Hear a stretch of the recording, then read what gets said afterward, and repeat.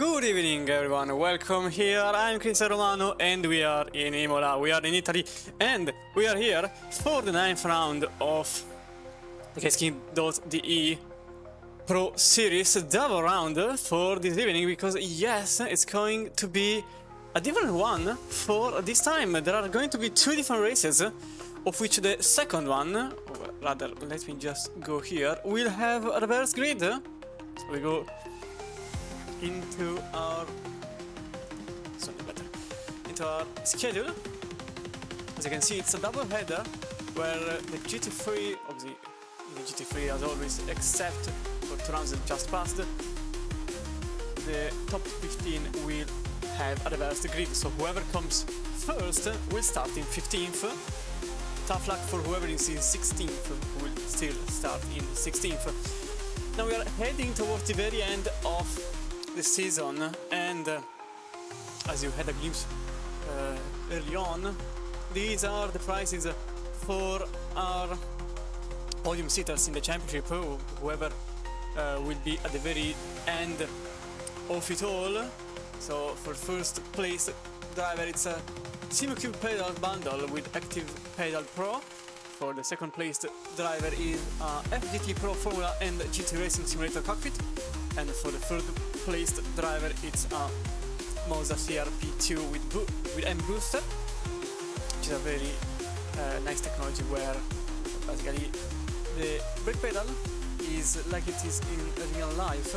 But what about the standings? Well, these are the standings at the moment. They were working a few seconds ago, I'll be honest, because I tested it and they were working.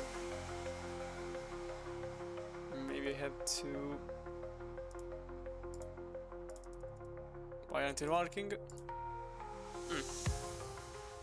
Well, it's embarrassing. For some reasons, I legit 20 seconds ago I tried it and it was working. Maybe if I go here... Oh! Come on, they appeared. So here are the standings. OBS doing OBS things. Simon Gaskell is leading the entire field with 7,900 points, 7,800 for Shio Sullivan, Eric Delfante just behind with Caracas and Minar in the top 5.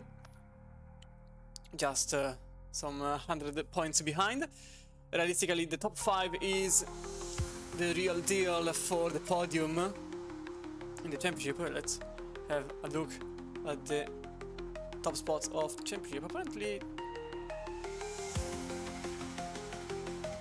standing isn't really cooperating with me because I'm trying to refresh it, but it doesn't refresh. So I guess we'll just follow it. And the results from the last race, which was in Silverstone. I suppose it's a server issue of some kind, because it's just taking a lot of time. Whenever the server wants. In the meantime, we'll just go through the standings in the Silverstone race manually. So we'll just have a look myself from the LFM website, which is always there if you need to.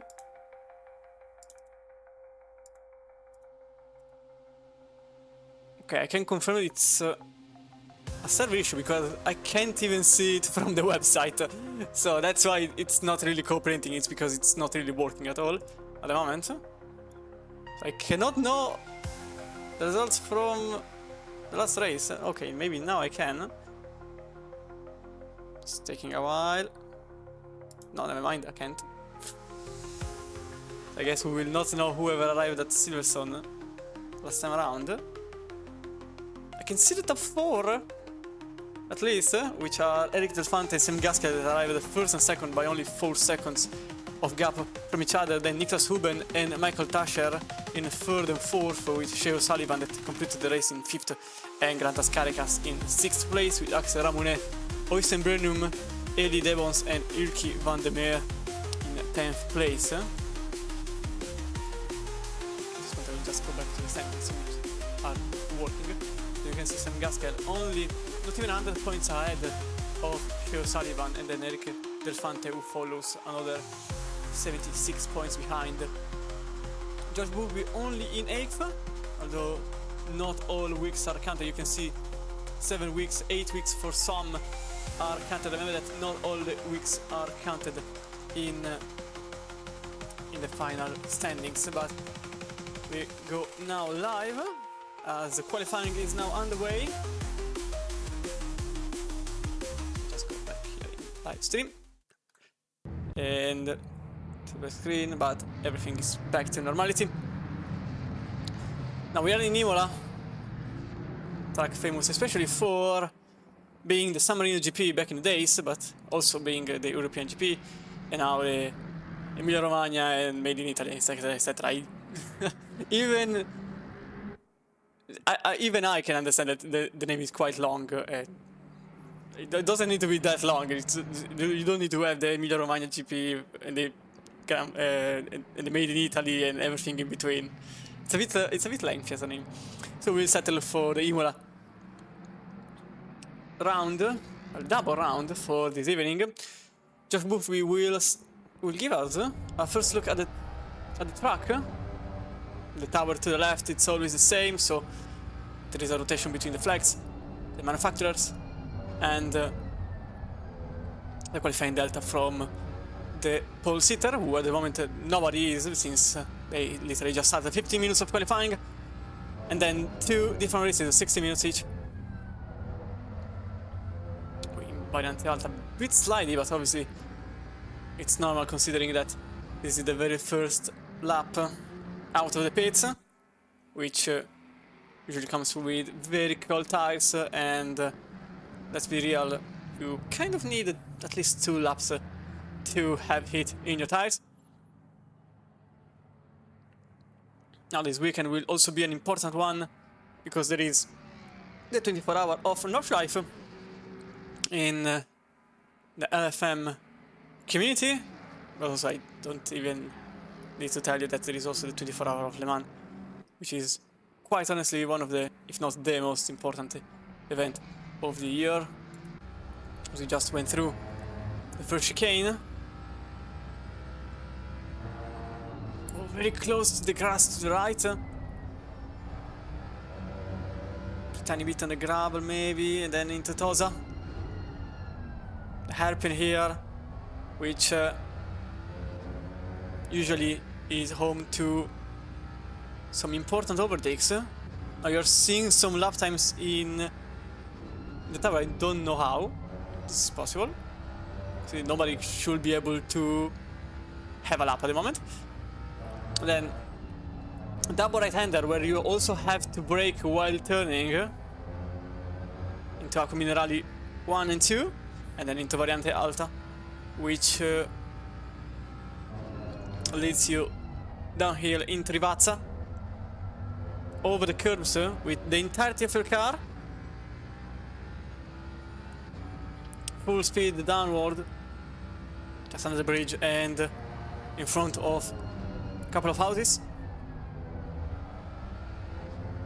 and into the last corner, 90-degree angle left-hander, close to the gravel there, and that's going to be the first time lap for us in the number 1. George Boothby will set a 39.4, with Caricas following with a 39.5. Even for him, the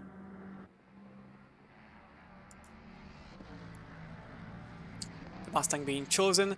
Sim Gaskell also in the Mustang number 2 here, and 39.1 currently in pole position. Shea O'Sullivan goes in 3rd for Visceral Esports. A good amount of Mustangs here, quite clearly. As Gans Caracas is now in 4th, and Dirk Donk for NR Esports is currently in 5th place, with Line Iversen in 6th in the Visual Esports number 13. As Enrique Elefante goes in 2nd in the Honda NSX for the Italian job, one of the few people that still drives the Honda. He has been in the Honda NSX for practically the last 2 years, continuously, without ever changing. As Manuel Wagner is now in 8th place. Just behind another BMW, so possibly there could be some issues in the next lap for Wagner. In the other NSX for Firefly Esports. Axel Ramone is now in 8th place, just overtook the Honda here. Ramone for Upright Esports team, number 7, currently in 8th. Sam Gaskel is also about to complete another lap and about to make another purple lap. Very close to the Ferrari up ahead, that's at 38.9.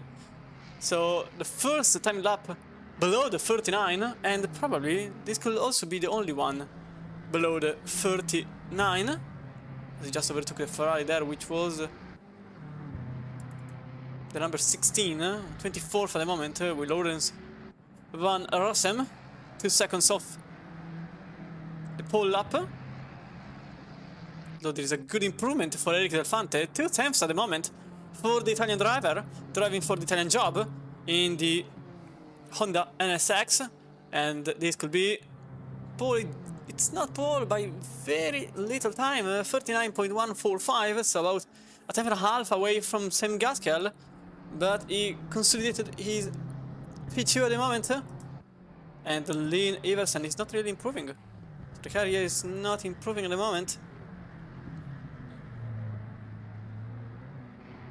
Lynn Iversen could realistically remain in 3rd. Someone who is improving by a lot of time is actually Carlos Caracas in the Visceral Esports Mustang number 3. You can see from the tower, 13 drivers in a single second. So compared to the usual, this field is quite a gap though. Usually in 1 second you can see 15-20 drivers. As Caracas goes in 2nd place, putting the car in 2nd by 58 milliseconds only, in a sandwich between the Italian and Gaskel. Del Fante, who is also over Variante Alta here, as Van der Meer is now in 14th place, still off pole by more than 1 second, 1.1 second, as Eric Del Fante slows down, as he lost time since he went out of bounds in Variante Alta.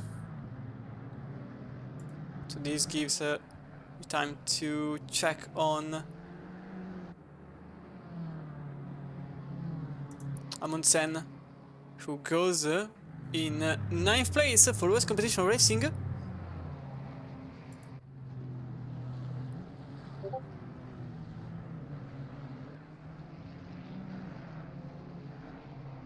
As Manuel Wagner for Firefly Esports, this could be an improvement. They just lost in Rivazza,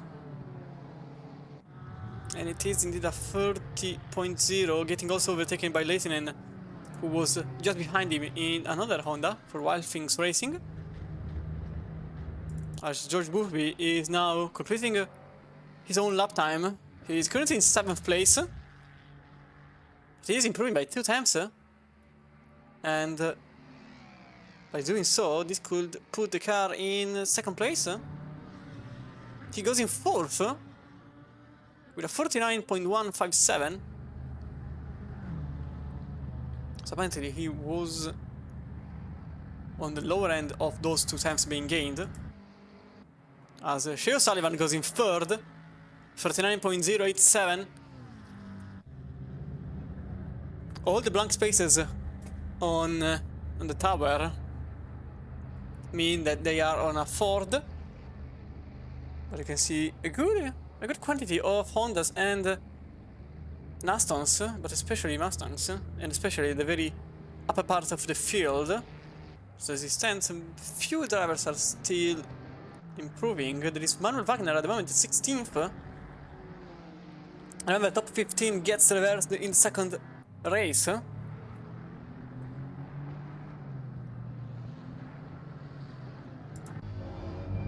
As Wagner is now completing the lap just close to the gravel.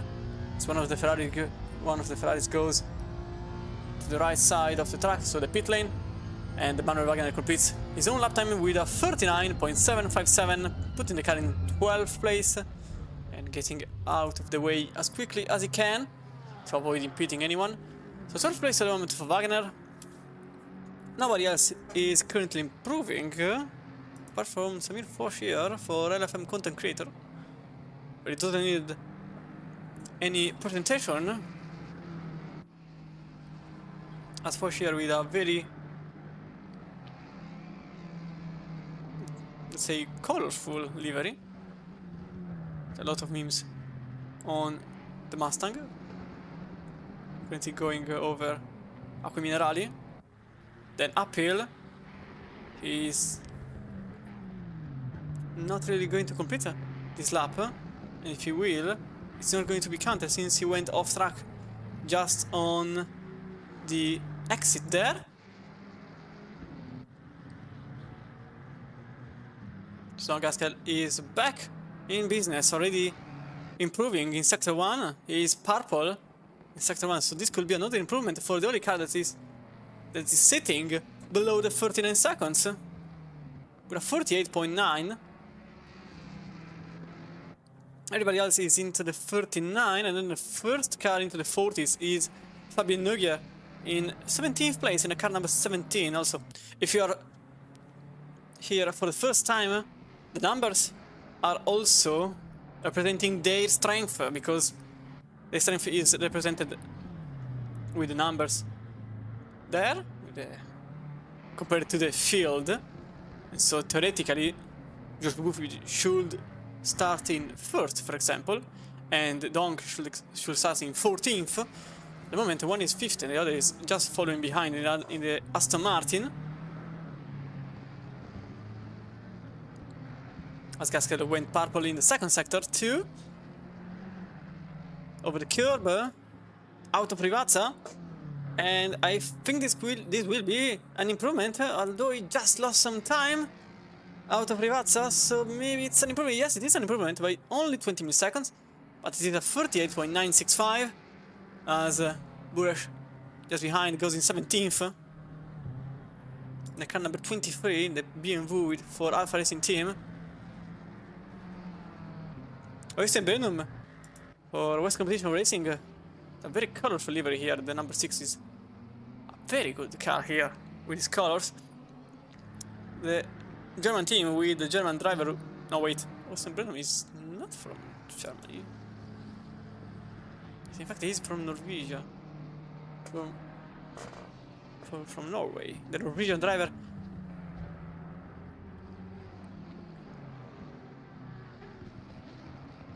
Currently sits in 11th and is improving, but just barely. Matter of fact, he's now losing time after exiting Variante Alta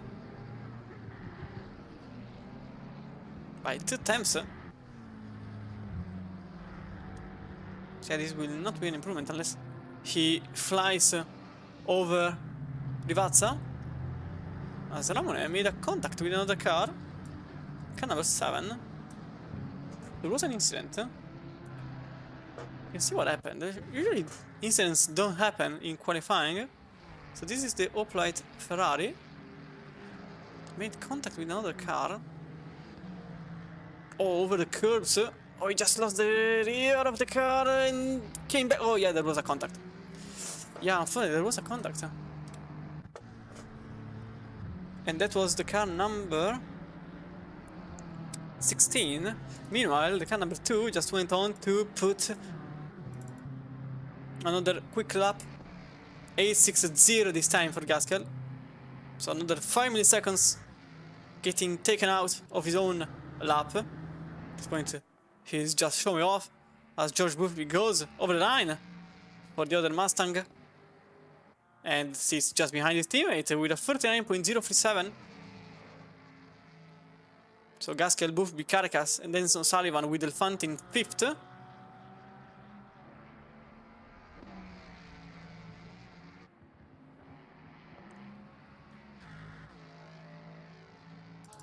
Line Everson is also competing to get a spot for the top 5 at this point.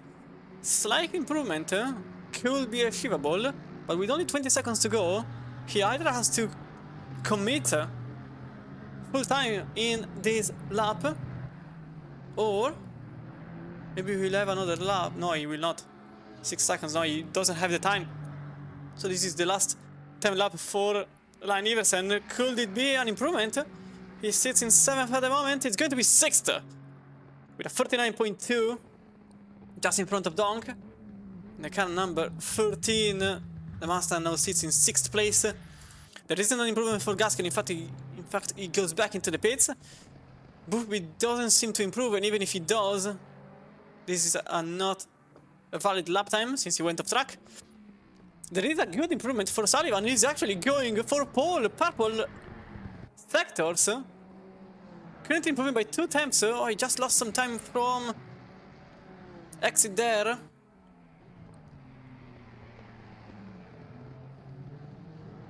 Oh, into Rivazza. 2 temps. Maybe there is some slipstream from the Honda up ahead, which goes now into the pits. So whatever help they could have given, it will not happen. And O'Sullivan goes across the line to put the car in 2nd place in a sandwich composed of 255 competition. The Visceral Esport car sits now in 2nd place, as Caracas will not improve. Apologies. Oh wait, Caracas is now in 3rd, so he did make an improvement. So Caracas is now in 3rd, Boothby is now sitting in 4th. So it's a double hamburger for the Visceral Esports.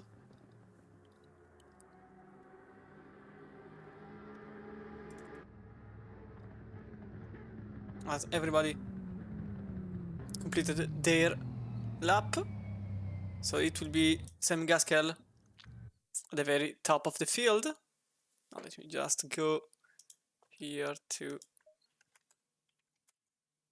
Okay, now everything is working here.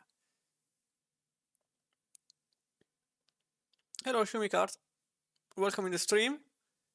And yeah, usually the elo gets calculated about 20 to 40 minutes after. Also the server was having some struggles early on, so maybe that happened.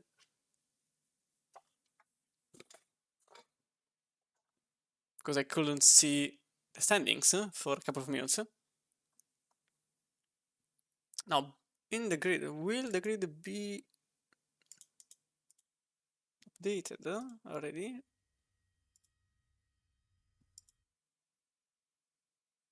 Not yet. It has to refresh. No, oh, maybe yes. Okay, yes, it is already updated. So Sam Gaskell starts at the very top of the grid. We show Sullivan following in the car number 5 with a 38.920.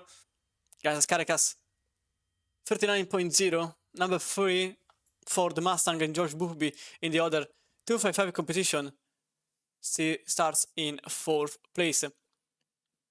Eric Delfante, number 4 Honda NSX for the Italian job.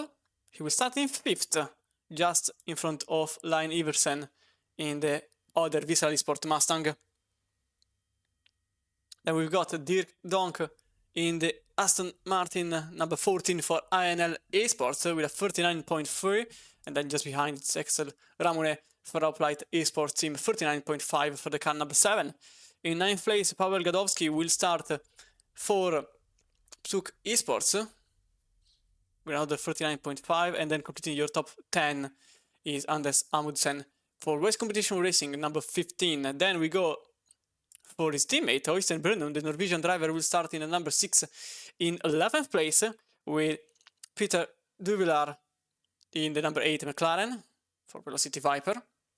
As the Dutch will start in front of Tobias Haug in the car number 27, the BMW for Carbon Motorsport is currently in 13th, and then number 19 with Manuel Wagner, that's Firefly Esports in position number 14. 15th place for Matteo Piccolo for Ajoli Esports, number 12 McLaren, and just behind Fabien Nuge in the Mustang for La Vega Missile.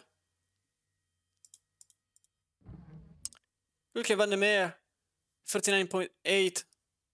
The car number 18, that's a Honda with good reference to the Brown GP. With Leitinen for Wild Things Racing starting in 18th place, then just behind Fabian Buesch starts for Alpha Racing Team in 19th place, completing your top 20. Samir Foch, car number 11, so LFM content creator there. Marcus Fox is in 21st place for Racing Insights App with a 40.2, and in 22nd place Artem Hagman in the other Carbon Motorsport BMW. Miguel Siverio starting 23rd with a very pink Aston Martin for LK Motorsport Racing, car number 24 here, and the car number 29 will start in 24th place, ironically, always for Carbon Motorsport. Gregor Forst in 25th place, the car number 28 for Future Racing Academy will start in 25th, just behind Shepardov and in front of Baseman. And then 33 Ricky Baseman Racing. David Teppa for SL Racing Team.de in 27th place. Fabian Stahl, car number 30, Swiss German Racing, will start in 28th place. Lorenz Van Rossem in the Unicom Racing Ferrari, very nice livery there. And 30th place for Marcel No, the 32 LFM content creator with LFM livery. 31st place for Kevin Berich, number 21 Porsche for Berich GT Racing. And Claudio Zazza will start just behind in the Ferrari number 22 with a 40.9 for Sky Simsport. Nick Blofwitz, also for Carbon Motorsport, 33rd place. Alexander Kruk, number 20 for E-Bosch, 44th place. 35th place for Mario Hoffmann, as a German will start for Colorworks Racing Team in 35th place. And then last of the grid, Maurice Miller, that didn't set a lap time. So you go back at the very front of the field.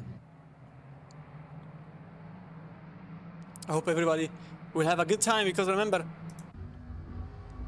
the action will end at 9 o'clock with a 20-minute race and another 40 for a total of 60 minutes. So sprint run for all these drivers that will have the race completed by 9. So no pit stop, if I remember correctly. Yeah, because I find it difficult to have a pit stop in 20 minutes only. Just to be sure, let me check.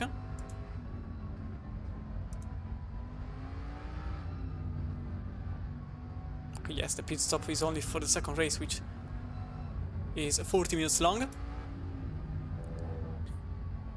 Just wanted to be sure, as we are now approaching Brente Alta. So 20 minutes only. This is going to be quite tricky for all the drivers to put the car in a perfect spot in only 20 minutes of time.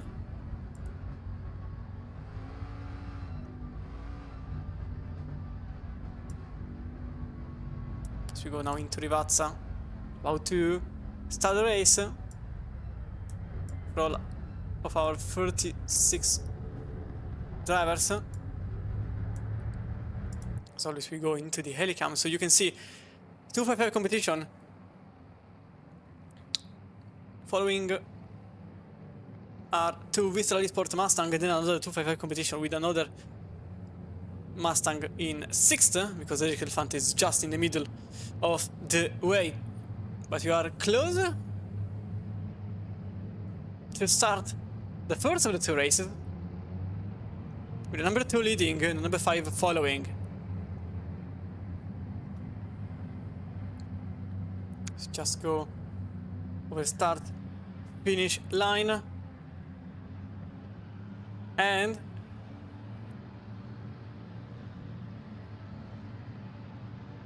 it always takes a while. And it's green light, and away we go with a very nice start by O'Sullivan compared to Gaskill, who actually gets a better traction out of the second and then third gear. As you can see, a bit of contact between Gaskell and O'Sullivan, who is now defending against his own teammate, with Gaskell that completes these first couple of corners in a great way, and now he sits in first with a lot of advantage. 6 times already on O'Sullivan, and then Line Iversen and Delfante battling for 5th place, with Delfante on the outside, nearly going into the gravel, but sitting on the inside of Tosa. And that's going to be Delfante in 5th with the Visceral Mustang still in 6th place. Dirk Donk in 7th place follows, and then Axel Ramone is in 8th, just behind. You can see from this camera that the pack is packed. Oh, obviously the pack is packed at the very first lap. So on the grass for Dirk Donk, just behind Laurits Line Iversen, as Ramone now has a good chance to make it into 7th place, but apparently he doesn't have the exit speed. He remains where he is in 8th with Amundsen just behind. Oh, there is also an overtake there between Brenum and Wagner, with Brenum maintaining the position in front of the Honda, or the double Honda, with Wagner and Van der Meer following. Sanders Amundsen may try something here in Rivazza, although he's still far away from the 296. For certain, he also has to keep an eye behind, because Paweł Gadowski is very close in 10th place. You can see the Aston Martin actually gaining some time out of Privata. Maybe a lunge into turn 1 could be possible for the Psyuk Esports driver. Nothing happens though, as we go back at the very top of the field, with Gaskell still leading in front of O'Sullivan, Caricas, Bufby, Delfante, Line Iversen, Donk, Ramone, Amundsen, and then Gadowski in 10th place. There was a contact between Nugier and Van der Meer,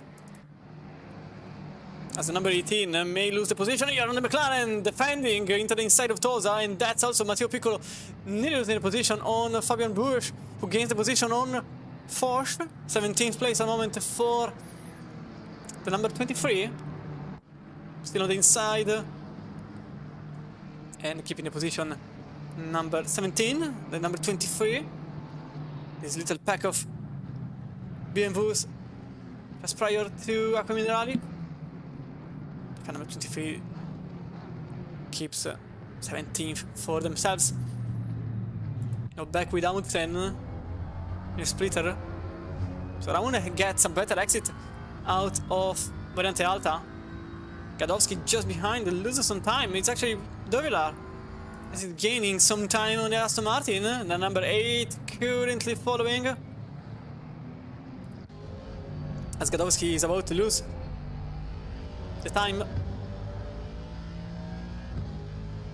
Important time from Amundsen, as he's already 8 times away, so Slipstream is feeding away. 39.4 fastest lap of the race so far for Gaskell, and that's Duvelar that may approach Gadowski for position. He remains behind, actually, he doesn't commit for a move,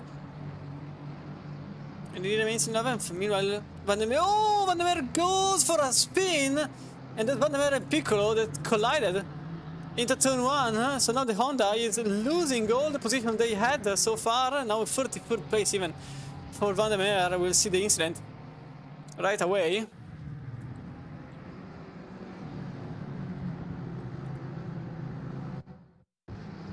So this was contact to 15. Yes, it is reversed for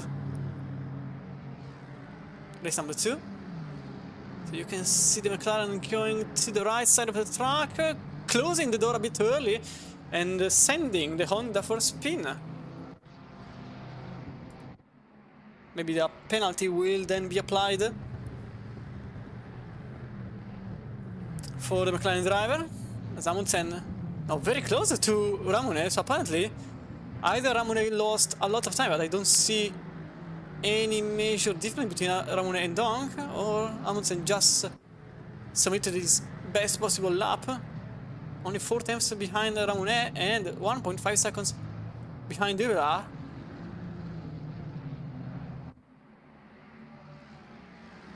So Duvera is effectively stopping the whole field from 10th to 15th, not to 14th rather.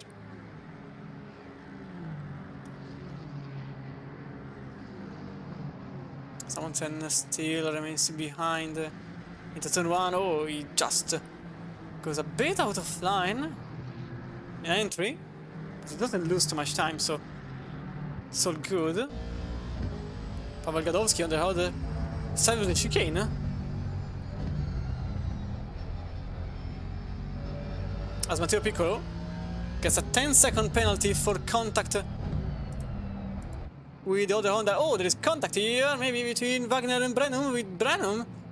Oh, there's definitely some contact there between the Honda and the West Competition Racing BMW. Into the inside it remains. And into the left-hander, Brenum loses a place on Wagner. 12th place at the moment for the number 19. And Fabian Nugge, 14th place at the moment. He is bound to be second in the next race. So we could see some important tactic in the tail end of the top 15 rather than the top end of the top 15. A typical, as I said, 10 seconds time penalty for him for a contact from early on. And so 15th place and technically pole sitter in race number 2 is Fabian Busch. 16th place at the moment physically, but technically 15th. Theo Sullivan, fastest lap of the race so far, 49.0. We are just tenths away from the lap they made in qualifying. That's the power of slipstream, because Gaskell's best lap was a 49.2 from early on.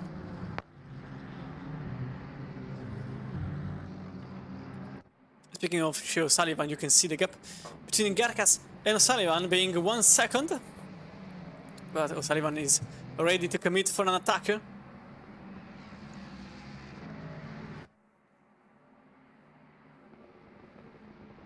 Could it happen in the next couple of corners or the next couple of minutes? It's not like they have much time left either. Only 12 minutes to go for all the drivers.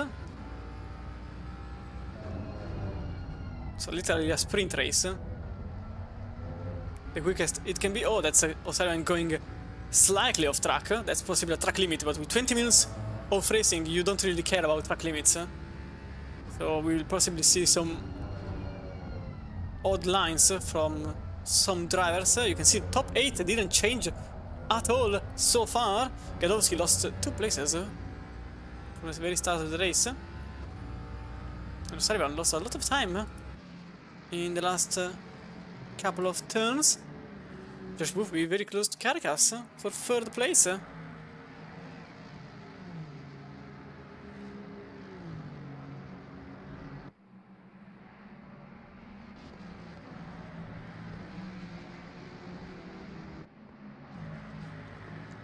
3 times between Caracas and Boothby as they approach. Oh, there could be a move. There was certainly some initiative and some thought into it, but into Variante Villeneuve, it didn't happen. As you can see, O'Sullivan again very close to Gaskell as they go uphill. So far, the top 8 didn't change, but it's never too late to change idea. Because there is a battle for 1st and a battle for 3rd. Realistically, 15th place will remain like this, unless Busch makes a mistake. That's O'Sullivan already showing himself in Gaskell's mirror. And he starts to become a bit of a threat for Gaskell. Now leading. Top 6 has 5 Mustangs, only 1 exception, Honda in 5th place. That's the Italian for the Italian job, who still sits in 5th, 7 times behind Boothby. Last lap was a 49.3 for the Italian, a bit slower compared to the top of the leaderboard. The 49.2 for both drivers here, and Caracas and Buhby lost a lot of time. 49.7 in the last lap for Caracas and Buhby. Del Fante 49.3, Line Iversen 49.8.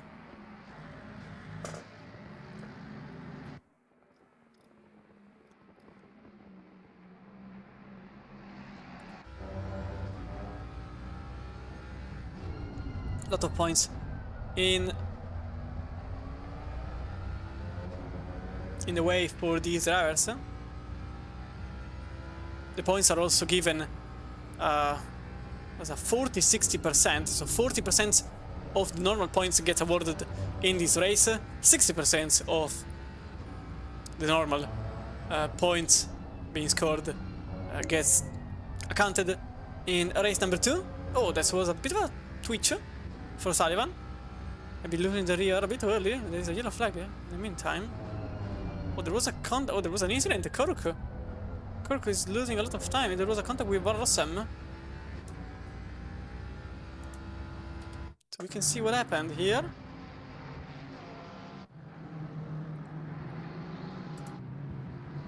As Kirk in 36th place at the moment made it. Oh wait, there was contact in Tosa. Oh, there was a takedown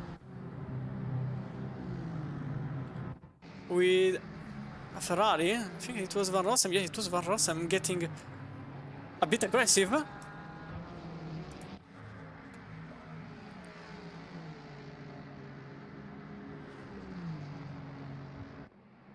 As Buffy is now there. Oh, there is car number 20 that is sitting in the middle of the racetrack at the moment. Not in the middle of the racetrack, but in the middle of the grass.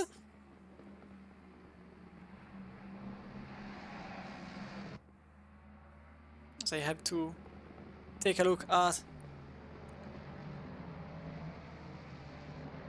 my penalty box.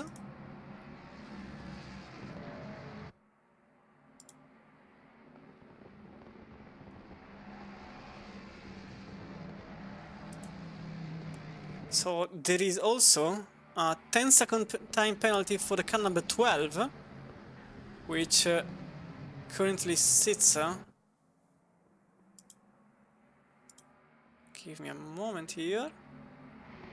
The car number 12, which sits currently in. I can't find it.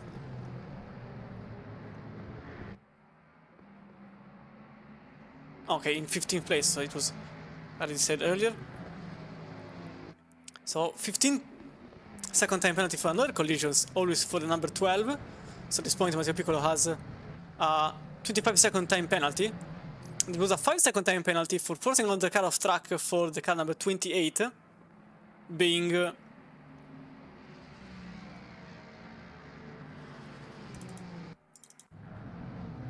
ooh, that's an overtake there for Brenum in front of Wagner for 12th place. Out of Rivazza, but it is not over yet. It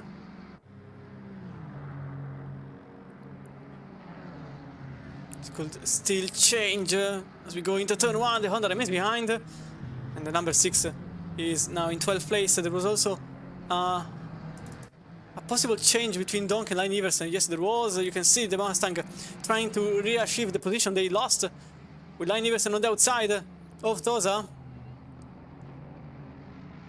As still remains behind the number 13. And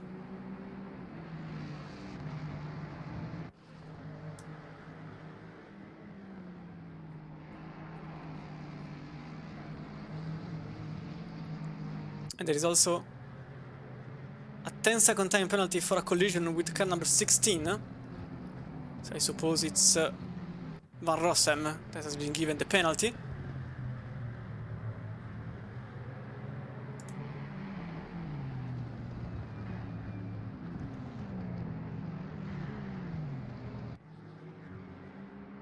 The thing is that I don't see a penalty for Ramone. There isn't a 5-second time penalty in the penalty box. So I'm not sure what you are talking about. And also I am just a commentator. I cannot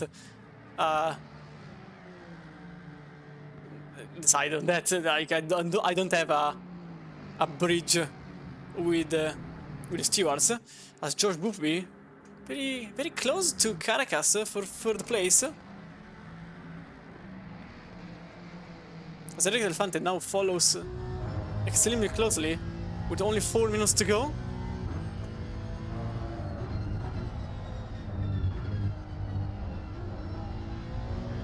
Slacking on the gravel for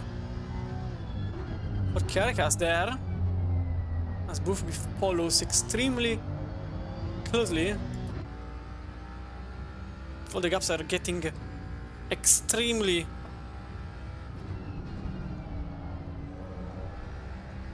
but practically the gaps are disappearing altogether, to be fair. Early on there were a lot of gaps, about 7 times to even 1 second. Now everything is red in my race control. Everyone is close to one another.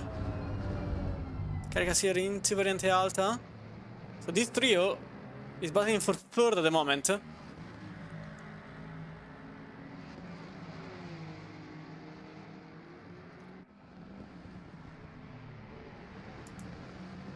As a 5-second time penalty has been given to Fabian Buresh for leaving the track and getting an advantage on lap number 8.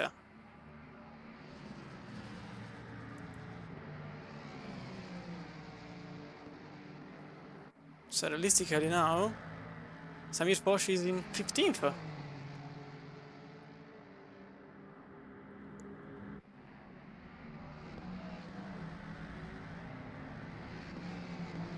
So the battle for first may have dissipated a tiny bit, as Fox and Hogg made contact, with Hogg losing the position on Shebektov. Very likely, although they are side by side with one another.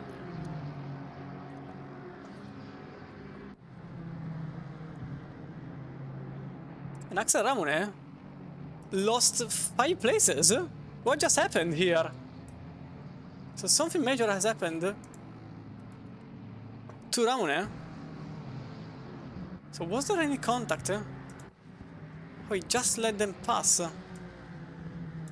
So I'm not sure the reason there. He just let Amundsen and Duvilar pass, unless he wants the qualifying track position rather than 8th on the line.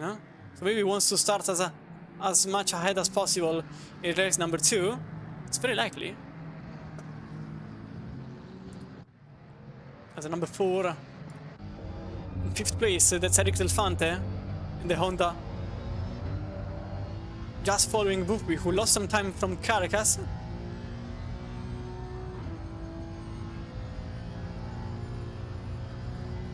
So the very tail end of turn 1, this could happen.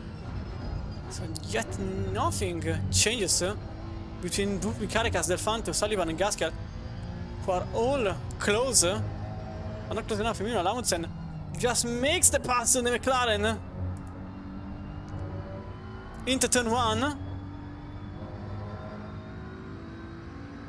But it's still not over between the two. Meanwhile, I think Ramone is trying to lose as many positions as possible to start as much ahead as possible in race number 2. Because he has been slowing down massively in the last laps. And Amundsen is now in 8th place. A good pass into turn 1. Rather defense to turn 1. So he was already in front of Duvilar. As Piccolo and Nugget are also exchanging places. Although remember that Nugget and Piccolo have a penalty, although Piccolo's penalty is 25 seconds compared to Nugget's 5 seconds. West Boothby, as Brandon now passed Ramone.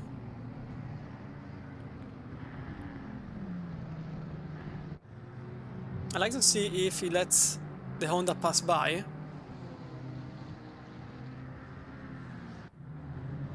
Because this hasn't been the most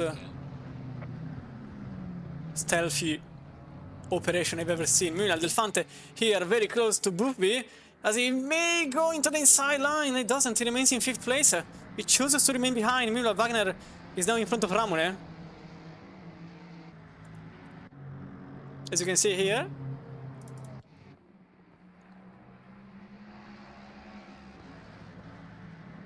So Boothby, he seems to be quicker than Caricas, but he just can't pass. And Delfante follows in 5th. Maybe he's happy with 5th.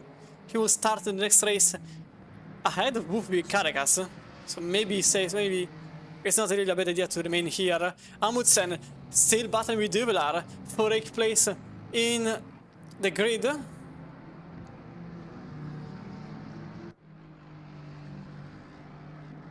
Amundsen remains in front of McLaren.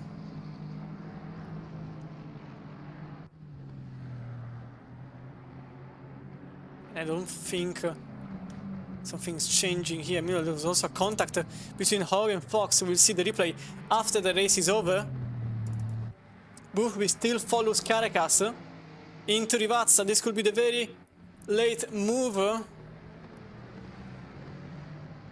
of the race. It doesn't happen. Meanwhile, Gaskell comes out of Rivazza to win race number 1 in his 255 competition by Go Setup Ford Mustang, with O'Sullivan following, with Caracas in 3rd, with Boothby in 4th, then Delfante, Donk, Line Iversen in 7th place, Amundsen just in front of Duvelar, Gadowski in 10th, with Brenham, with Wagner then in 12th, Ramone in 13th, never mind 14th, and Nugier in 15th, although there is also time penalty that has to be applied because Bures has a 5-second time penalty.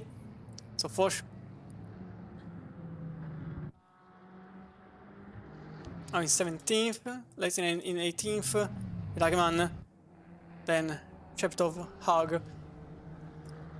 Speaking of Haag, I would like to see the incident that just happened early on.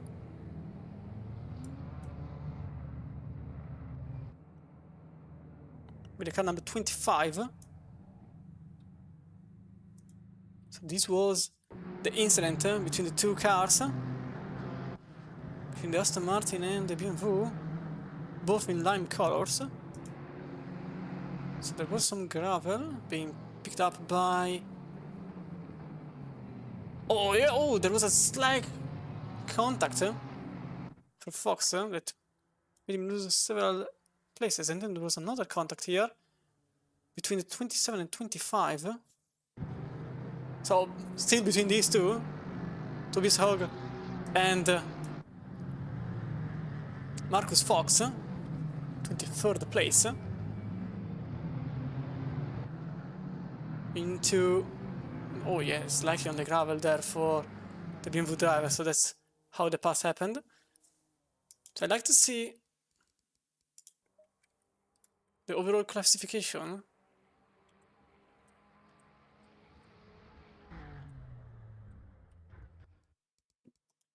I broke things up. So Ramon had a 5-second time penalty.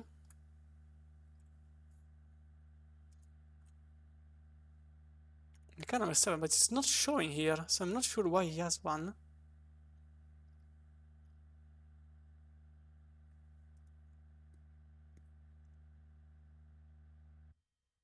Ah, it's because of the contact in qualifying. That's why it's a qualifying penalty being applied. 5 seconds for the car number 7. That's why I couldn't find it. And also for the car number 16. The penalty for the number 7 was for the contact in qualifying that we saw early on for not only the brakes, and the number 16 had one for causing a collision directly. So apologies, he did indeed have a 5-second penalty, just from a different page. So there was a 5-second time penalty for Forst, 25 for Piccolo that already was mentioned, 15 for Van der Meer, and the 15-second time penalty for Van Rossem for the contact early on. Can I just show you while we wait for the next race, because it's still the lobby is still not open. There was an accident here between several cars. There was this one between. Oh no, I cannot anymore. Oh no, yes, I can. So this was the contact between Porsche, car number 11, and the car number 23.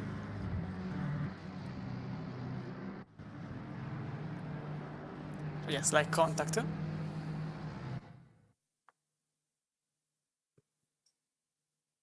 There was another contact for the number 6 just before the race was over. So this was the overtake between the number 6 and the Honda driver. And the number 19 for Firefly Esports. So, oh, there was a slight jump for the West Competition Racing, closing the door. That was very close between the two.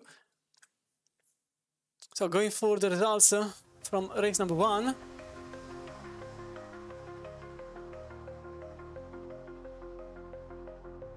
Sam Gaskell in front of Theo Sullivan, with Gantas Karakas in third, Josh Booby in fourth, Eric Fant in fifth, then Donk, Line Iversen, Amundsen, Duvelar, Gadowski, Brenum, Wagner, Nogie, Foch, and then Lentinen will start in first place in race number 2. Then Hagman, Ramone, that dropped positions and yet finished in 17th, so I'm not sure what the tactic was there.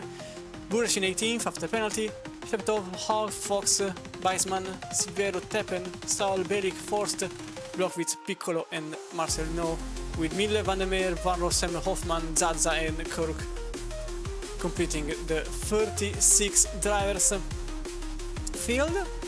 So now you just have to give me a couple of moments to get into the next session, which will open in 2 minutes. So in any case, I cannot really do anything. What we can do is just seeing replays of the various incidents that happened in the last minutes. So that's what I'm possibly going to do.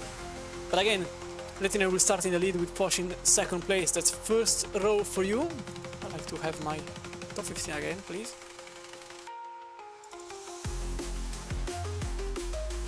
Thank you very much.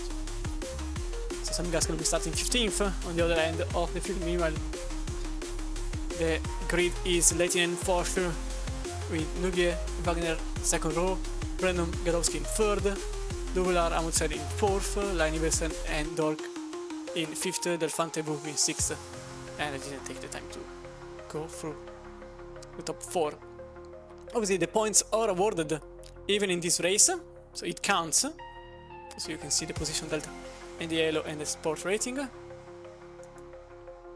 in the standings, I don't think in the standings this has been... Oh yes, it has, because Delfante is now leading the field in front of O'Sullivan, Karakas, Sam Gaskell and Gadowski in fifth. That's currently your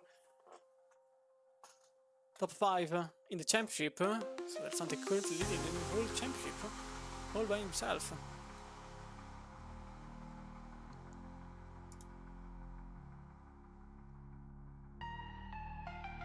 So in the meantime that we wait, I think we can go through a couple of other incidents that happened in the race. So this was in lap number 5. So maybe I can do something cool. Let me just go through the incidents. So maybe I have the possibility to give you the reason for it. So the penalty for car number 18 can't be seen because it was forcing another car off track on lap number 1, and same goes for the number 12 that has been given a 10-second time penalty initially. Then a 15-second time penalty for causing a collision, that one was being seen. 5-second time penalty for the car 28. I don't have it here. And there was a 10-second time penalty for collision between the car number 16 and another car. So this was the incident. So it was Van Rossem. This is the reason for the penalty for Van Rossem into Tosa. Going over the inside and colliding.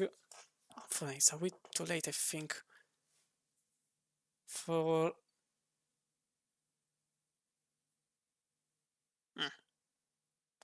Yeah, possibly. Race control cannot go too much behind. So in the meantime, that the new... Let me go here. The new lobby has been created. We'll let you see final classification for the first race of the two. Oh, there is the music, but trying to try to avoid any effectively mute moment. So it was a very interesting race, that's for certain. We saw a good chunk of battles and a good amount of battling.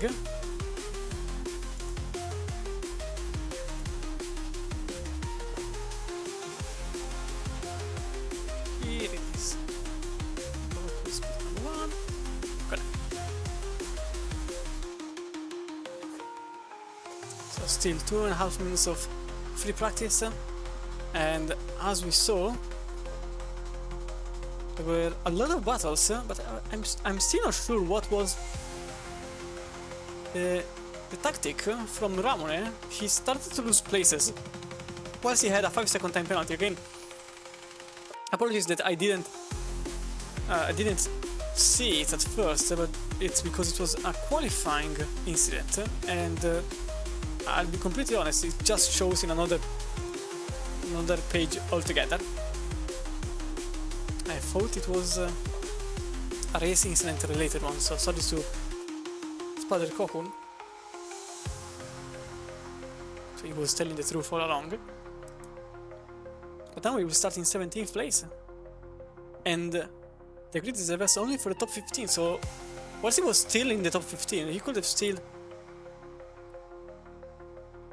been able to make it into pole technically without even dropping positions. Like, he would have dropped the position technically, but yeah, you can see the gap was very, very narrow. Maybe he just mismanaged the time, because he completed the race 28.5 seconds behind the leader. I think it was the 15th placed car was about 27. So you can see here it was yeah, it was 27.5, so he clearly mismanaged the time. He lost 1 second, and unfortunately will start in 17th. So Latina will now start leading the race number 2. 40 minutes, remember, 40 minutes, and you have to go into the pits for at least 25 seconds. Very likely we'll see some people gambling without pitting, but most likely we'll see the majority of the drivers go for no change of tires, since track position here is crucial. Go sit into race number 2.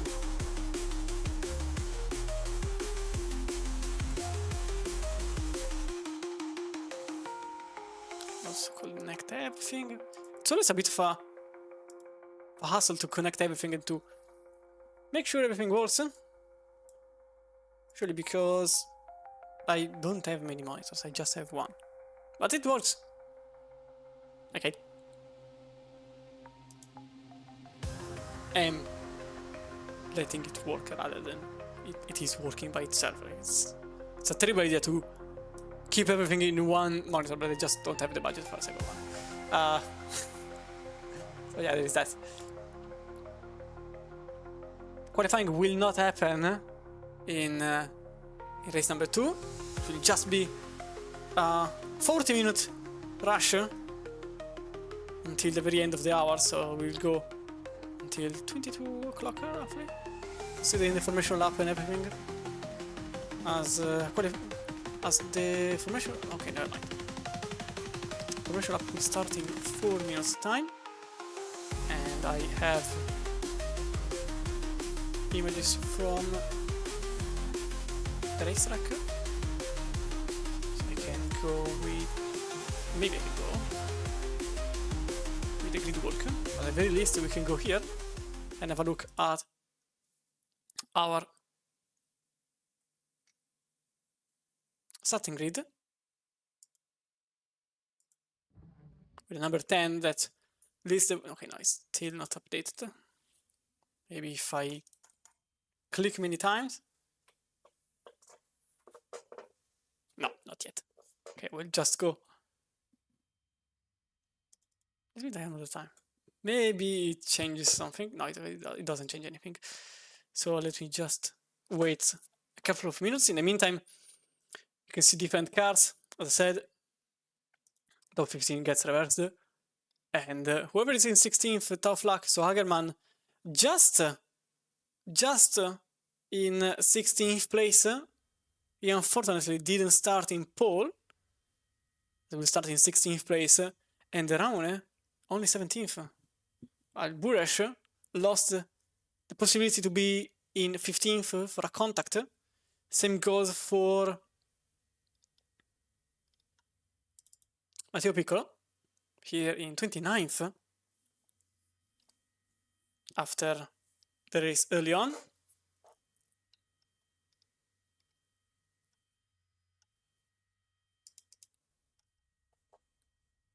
So now we have Sakari Lehtinen that will lead the pack in his Honda NSX. Let's see if the grid now works. Otherwise I will go manually, just like the old. Okay, yeah, I will go manually this point, unless I can figure this out myself, which I don't think I can do it.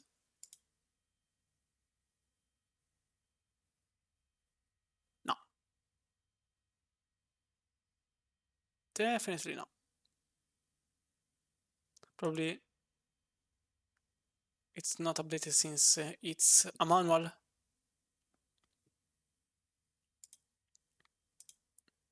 Grid, not an automatic one. So Sakari Lehtinen will start the race in first place, then Samir Foch will start in second, with Fabian Nogier in third. Manuel Wagner will start in fourth place in the number 19, and Oystein Brøndum, number 6, West Competition Racing, in fifth place. Then we've got Pavel Gadowski in sixth, Peter Duvillard in the number 8 McLaren in seventh place, after a fight with Anders Amundsen. In eighth place, Laurits Liversen in ninth place, with Dirk Donk for NL Esports in 10th place. Then we got Eric Delfante in 11th place in the car number 4, Geoff Bubby in 12th place, Grantas Carikas in 13th, Shea Sullivan in 14th place, and Sam Gaskell in 15th place. Then, just outside top 15, Artem Hagman starts in 16th place, Axel Ramune in 17th place, with Fabian Buresh in 18th, Anton Shepetov in 19th place, with Tobias Hug in 20th, Marcus Fox in 21st place, with Ricky Beisman, number 33, in 22nd place, Miguel Siverio in 23rd, with David Tepe in 24th place, Fabian Stahl 25th place, with Kevin Belik in 26th, Gerkov Forst just behind in row 14, with Nick Blockwitz, and Matteo Piccolo starts from 15th row alongside Marcel No. Maurice Miller 31st, just in front of the Honda with the Brown GP colors, which comes from the British GT. This is a real life. This was a real life livery rather, in the time when Jenson Button was practically an ambassador for, I can't remember the team unfortunately. Varrosen in 33rd, with Mario Hoffman 44th, and the last row, Claudio Zazza and Alexander Korok, who is not starting. Okay, maybe just waited for his measuring for Ibosh. So it's going to be a very odd starting grid. It's going to be a very eventful race. Fast track, so not even the optimum track surface here.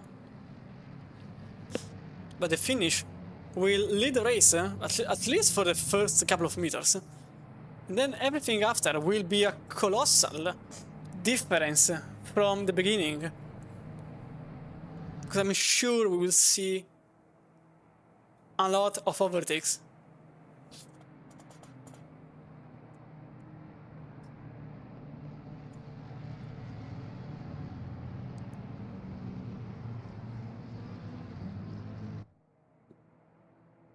So again, I hope everybody is having a good time so far. This evening has been quite different from the usual. Remember that usually it's a 60-minute race, and for this weekend, and the only one of two, is going to be a double race with different rules being applied. And I'm very interested in what Gaskell is going to do from his 15th place. He earned the win early on, and now everything will change. With Sakari Lansinen and Samir Foch in first and second, Fabio Nogues and Manuel Wagner just behind. I think, to be fair, that Brandon has the better chance here, because he's a great driver for a great team, and he is starting in 5th, so he could actually be in top spot by the end of the race. 40 minutes and a pit stop. You have to make it 25 seconds fixed time, so you have to remain 25 seconds in the pits, whether you want it or not. Full service, remember, is 30 seconds. So realistically, many will go for the 25 seconds, since with 40 minutes tires, you can go easily on them. 60 minutes is slightly different, but we are going for 40 minutes only, and track position is king here in Imola. But we are very close to our second race start of the evening. With 40 minutes to go, a lot of action to unpack. Now, as always, from the Helicam, we'll go from 4th place to Manuel Wagner for Firefly Esports. And after the start-finish line, we will start race number 2.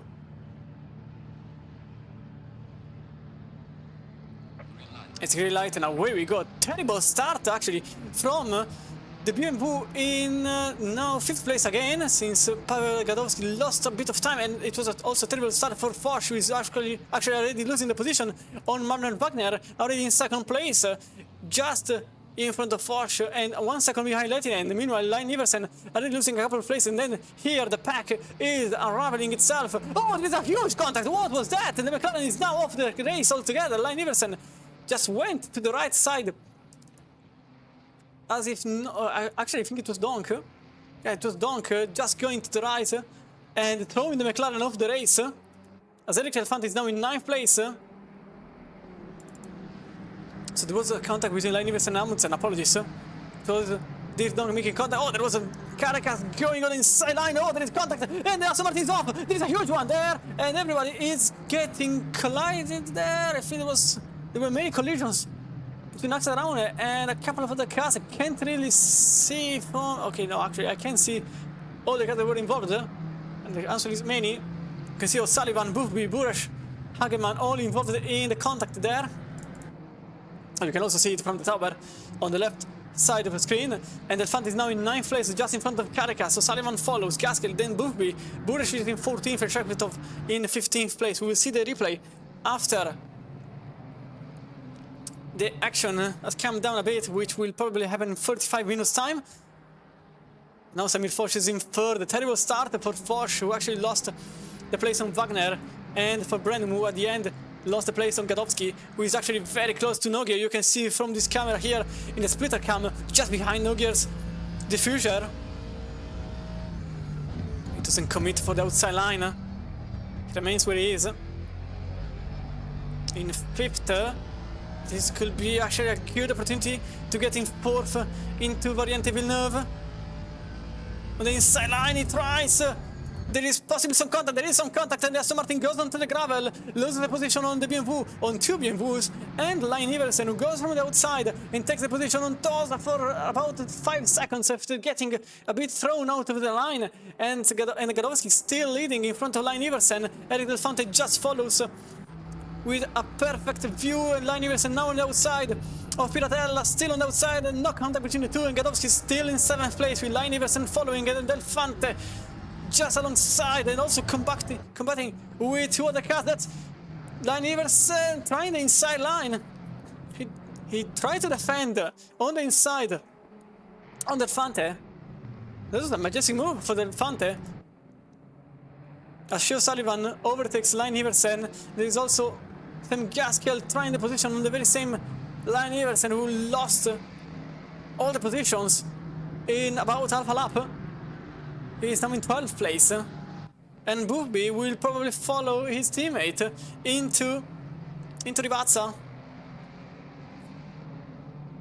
Yeah, you can see Bufby practically glued to his teammate. It was a bit of a cheeky move for Gaskell, who actually lost the position on Bufby, and probably, oh, that's Fabian Boresch going on the left side, overtaking Line Iversen, overtaking maybe even Gaskell on the inside. No, it doesn't. It's actually Line Iversen that comes back on the outside. The two cars up ahead that can't really make a decision on which line to take, as they decide to park the bus on the inside line, as that was also Fabian Boresch losing a couple of places. Now he's behind the Shepetov in 15th place. As O'Sullivan and Caracas also switching places between teammates. And I'm not sure that Caracas will be happy about it. But he's trying again from the inside of Fioratelli. Can't commit to the move. He simply stays behind his teammate, who is just behind Del Fonte. And Gadowski then is kind of blocking the way for all the cars. It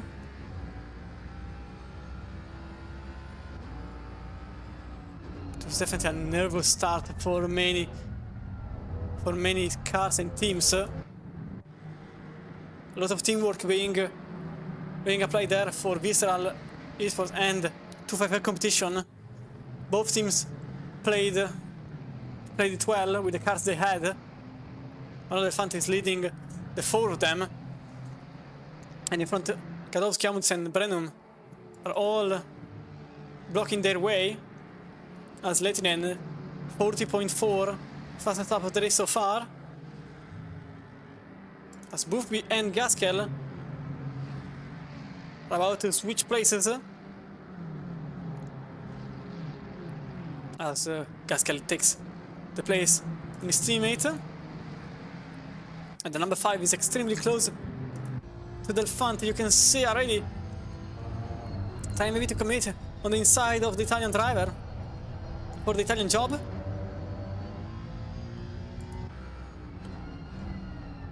But the Vissel Esport driver cannot really do much than he already did.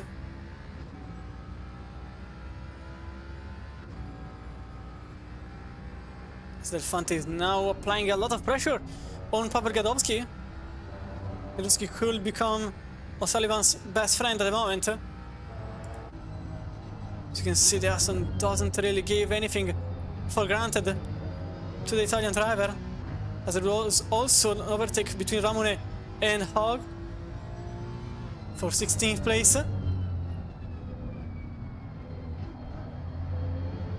was a terrible exit for the Fante, jumping over the curbs. So this could be a good opportunity for Sullivan.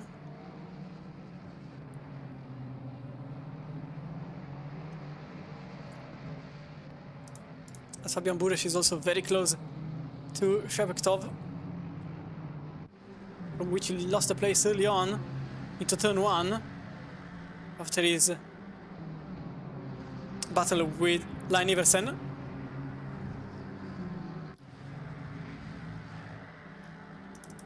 Carcass is very close to Sullivan, but nothing happens here.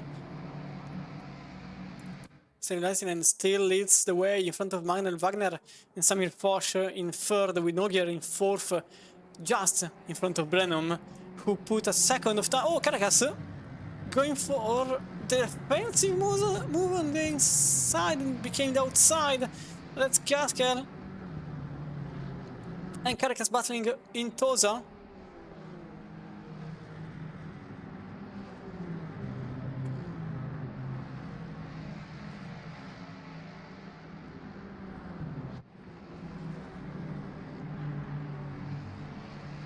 Now the battle for first may happen, because the gap between Wagner and Lehtinen is 4 times only. Whilst Nugi and Brennan are also battling for fourth, with the people going for the lounge on inside. And that's 4th place for Brennan. So West Competition Racing now a position higher. And Brennan is now 4th, 2.3 seconds behind Foch, who lost his second place practically at the very start of the race.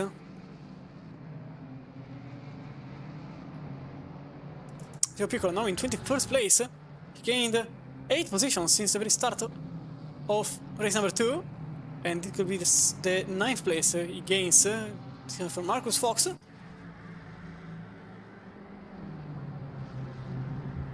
Let's see if there are penalties right now. No, nothing at all. So they all behaved so far.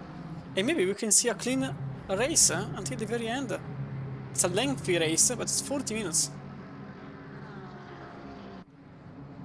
So lengthy compared to earlier, but not lengthy compared to the usual. It's actually 60% the usual time for a race.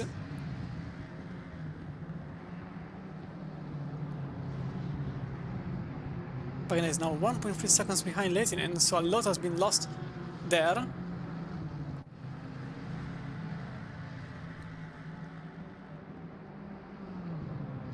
And I would say now very close into making the place on Nogia in car number 17, 5th place at the moment.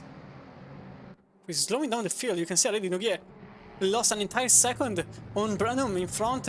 Oh, that's maybe going to be taken in consideration. I think it was a double change of line for Nogia.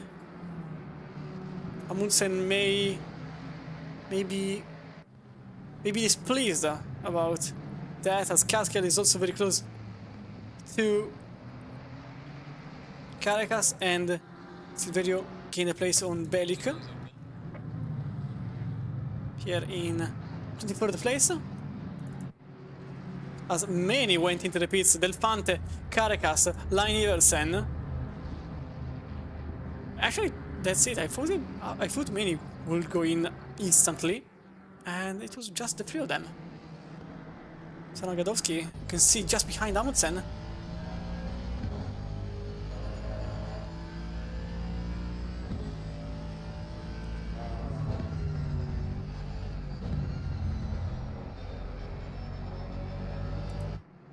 Last lap it was a 40.5 for Gadowski, with a 40.5 for Amundsen, so practically the same exact lap time as Ramone. Oh, he's trying the position on Buresh.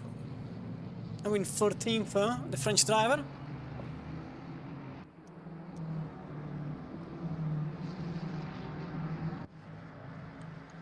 As Tobias Hogg or Carbon Motorsport, very close to Ramone. So Delfante, Line Iversen, Van der Meer, Donk, Brovitz, Caracas, No, and Duvel are all in the pits.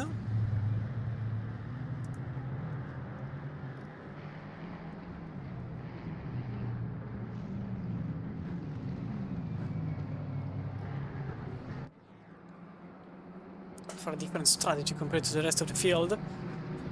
The pit window will close in 20 minutes time, roughly.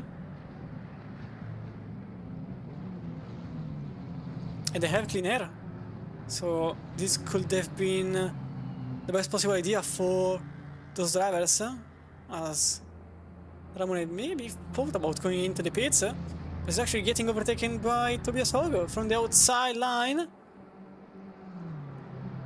That's Carbon Motorsport, number 27 in 11th place now.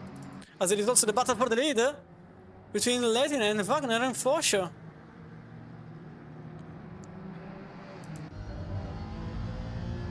And the fact it is the lead until they hit. Which is a better exit for Wagner. You can see already going over the inside. This could be a move into Piratella. Nothing at all actually remains behind. He's certainly thinking about it, but he has to be safe, otherwise everything could fall over him. This is just helping Porsche, because he gained a lot of time from the cars ahead. And even Brennan behind is actually gaining a lot. I said it at the very beginning that Brennan could have been a possible winner here. And Wagner lost 8 attempts out of the chicane. After going over the curbs, Foch doesn't commit for the overtake. He could have done it, but he remains behind. Now who will go into the pits? Foch into the pits. Brennan has clean air. And Gadowski does the same with Gaskell behind. Serone losing time in the straights here. I thought he was going into the pits there. And I'm very interested in... Where is he? Where is he? Where is he? Can't find him anymore. Ah, a little fun here. 26 at the moment, but he is in clean air. Just in front of Booby, who is in front of O'Sullivan. But still, the battle for the lead goes on. Brennan only 1 second behind these two. Wagner has to move, otherwise he will lose the possibility to get first place overall.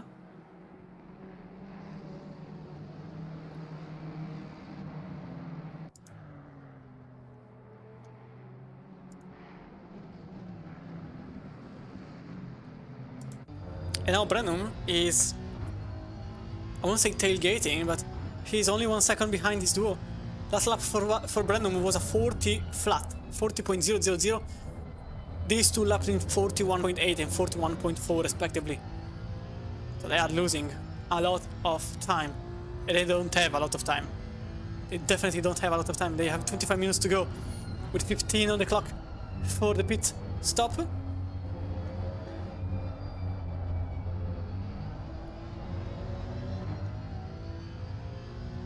And Brennan goes into the pits. He chooses to bail out of this battle. As Maurice Miller overtakes Mario Hoffman for 20th place.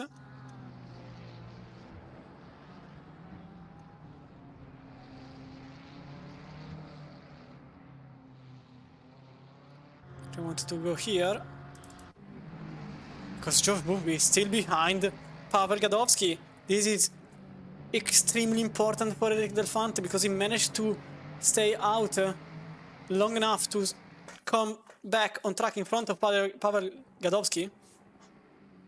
And just behind Joey Sullivan was trying the move on some gasket from the outside, which frankly was quite a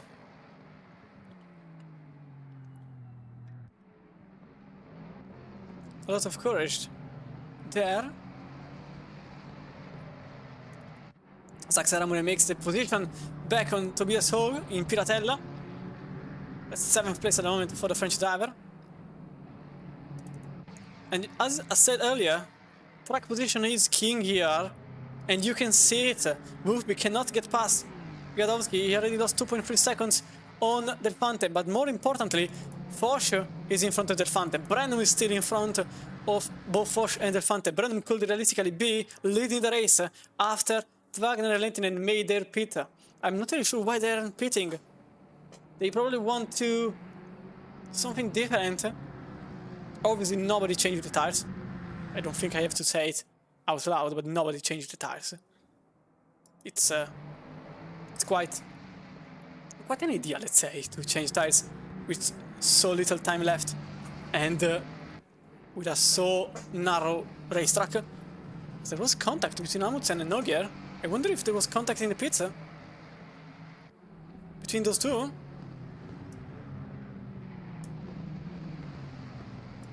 So this just happened.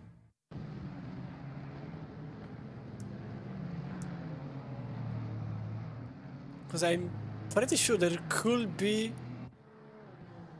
So look at this. Oh, there was contact. So yeah, there was contact between Amundsen and the other Mustang. Which was... I think it was... it was Nogia. The number 17, yeah, it was Nogia. So this could be damage repair for Amundsen. No, it's not. He comes out of the race, out of the pit lane without having repaired the car. And also in front... Oh, never mind, behind Brenum, as now Delphante is going! Woohoo! That was very close between the Honda and Amundsen, as Delphante tried to overtake Porsche, but unluckily for him, Amundsen was just exiting the pit lane, and now Delphante is in 17th. Theoretically, he is in 3rd. No, he's in 4th. I'm losing track of positions, I'll be honest. Because I have to find... So Brandon is in 15th. Okay, we are all on the same page here. I can find... Wagner, 24th? Because he changed tires. Nogier, 36 seconds in pit because he had to repair... He chose to repair the car. And Dula... No. Can't find... Leighton is still out, that's why I couldn't find him. He's still out on track. So he's going for a different strategy from what I would have expected. So theoretically, Brennan is actually leading the race. Brennan is leading 2 seconds in front of Porsche 2nd, and Delphante 3rd, with Amundsen in 4th.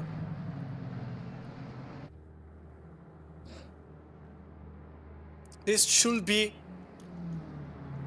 the leaderboard at the moment. Delphante is now going to commit for the move against the Mustang. Mustang is the best car on a straight line, but the Honda is the best car on turn-in.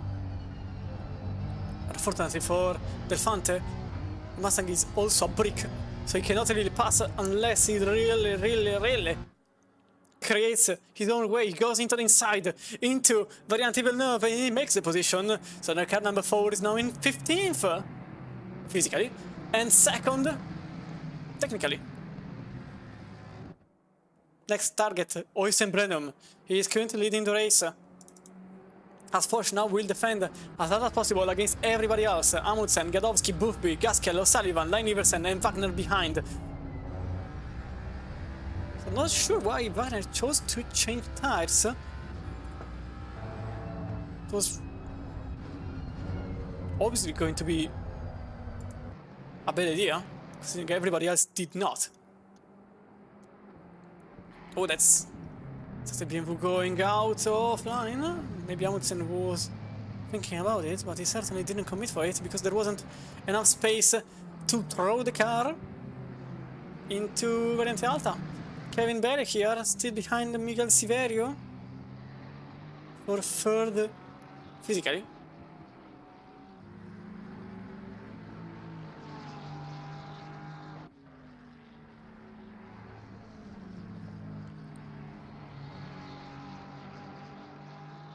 The battle for technically the lead still goes on.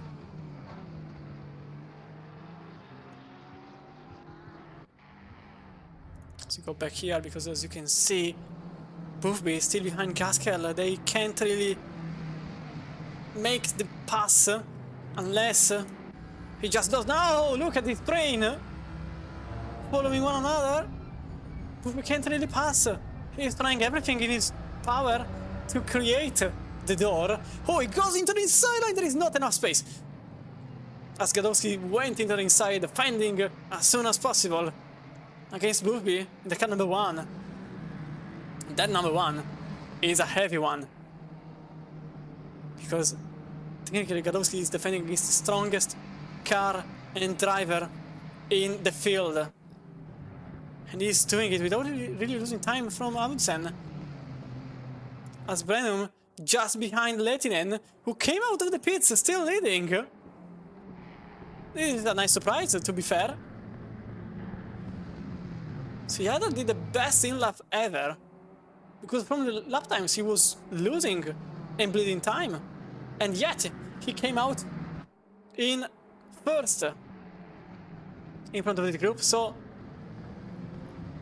as I said earlier, Lehtinen is actually leading the race with Brandon behind and Delphant in third place. I did not expect Lehtinen to be still ahead, even considering that his rival, Manuel Wagner, is in 20th. 8 positions behind, but now in 19th. No, wait. 9 positions behind. No. 8. Okay, no, 8. 9. No, 9 positions behind. Okay. I forgot how to count. That's not great, but I can not. Okay, maybe I can't really live with this issue, but I'll work through it, I guess. I will learn how to count again. Meanwhile, Jack Booby still behind Gadowski, still in front of Gatker, as his teammate is not really attacking Booby. He's still keeping it behind, but I don't think that Gaskel is happy about this. He probably wants to be the one in front of Booby. Probably thinks that he has a better chance at this. He probably thinks that he could make the overtake if he would have been given the chance, but for now he remains behind.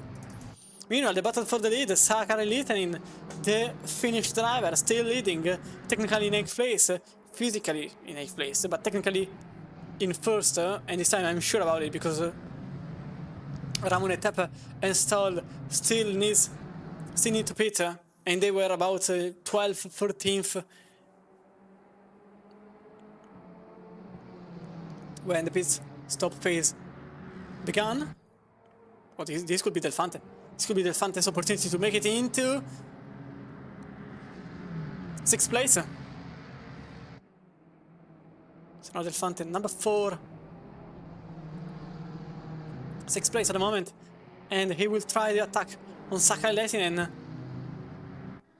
As Silverio comes out in... I'm not sure which position, since it's not really showing. 18th place.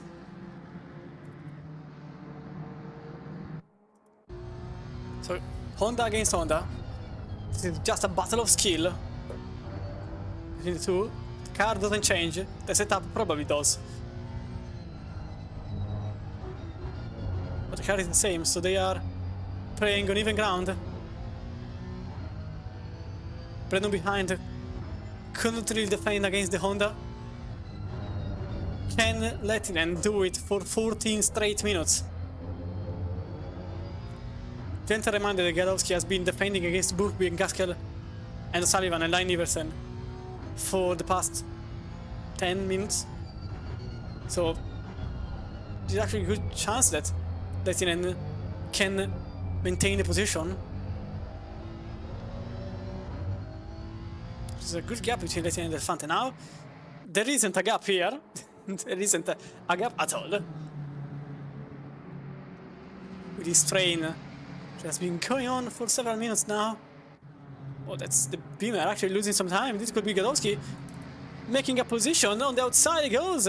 Can he make it into 7th? He does so. On the outside. They both try whatever is possible. It's too wide. Into the right. Oh, there's a massive crash. Oh, there's a massive crash and Gadowski is off. Amundsen has been hit and Booby tried the position and made it through. He's now in 8th place. with O'Sullivan in 9th. Sam Gaskell in 9th. Oh, there's another contact there, and Hamilton is off. Some more incidents. What just happened? Complete mayhem. As now O'Sullivan is in 8th, Line Iverson is in 9th. Sam Gaskell follows with Wagner in 11th place. So major. Caracas is in 21st place. Everything fell out in a very little time. So we can see the incident once more. It's Caracas. So let's have a look from the helicam. This was a massive one.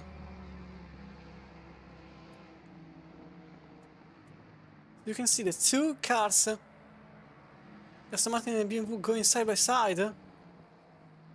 Oh yeah, there was a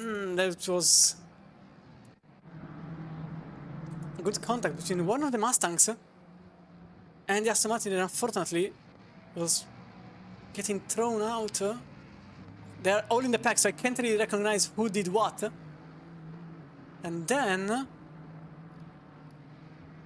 oh, it was the Honda moving abruptly. That was... oh, this is a change of position between Gaskell and Line Iverson, with Gaskell going back in 8th place.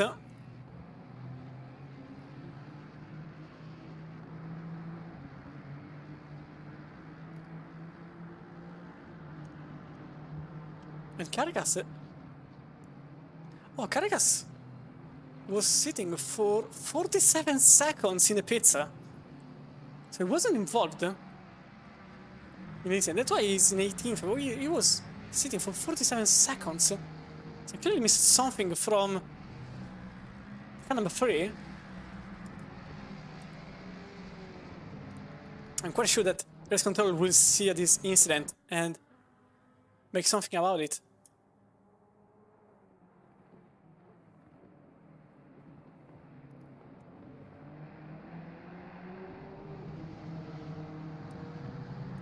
So in the end, it was Manuel Wagner who tried a position in front of the BMW driver. At the time was sitting in 9th place. Pavel Gadowski, unfortunately, was involved heavily. A huge contact. Just put some more cars. If it doesn't change, I would like to see it again, because it was massive to be seen. And Amundsen is now in 33rd. The pit window is now closed.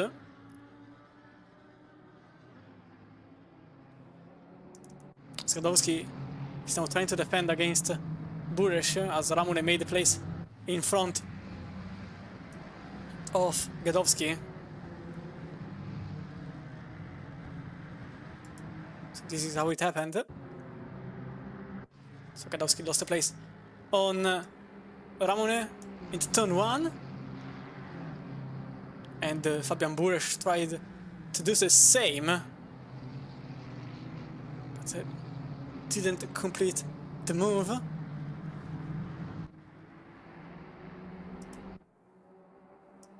As it sends, Elephant still remains where he is, 2nd place.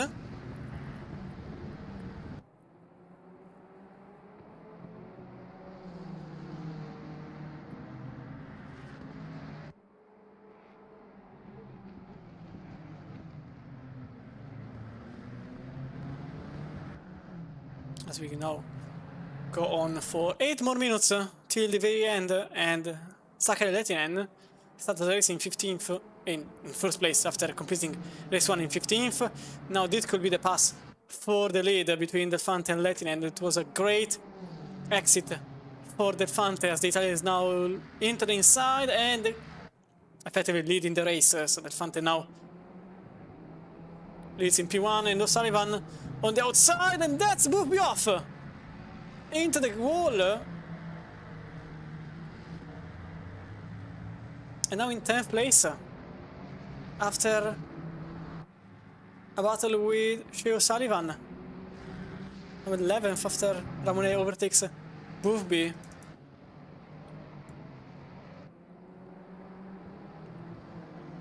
But I'd like to see that incident once more, because it was massive. So this is from the number one perspective. As you can see here.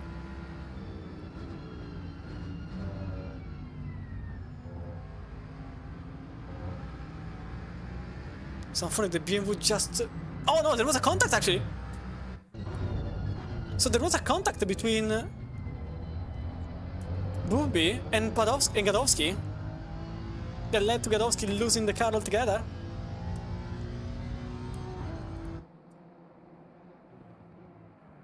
Then after that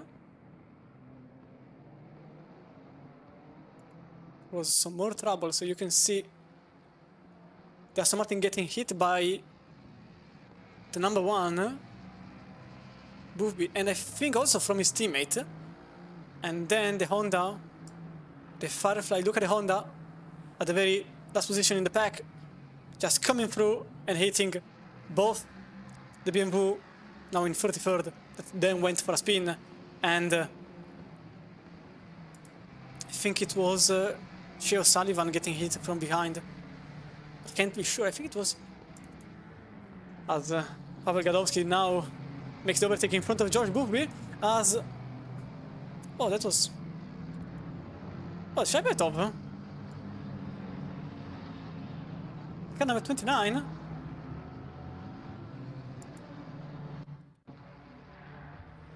So this was...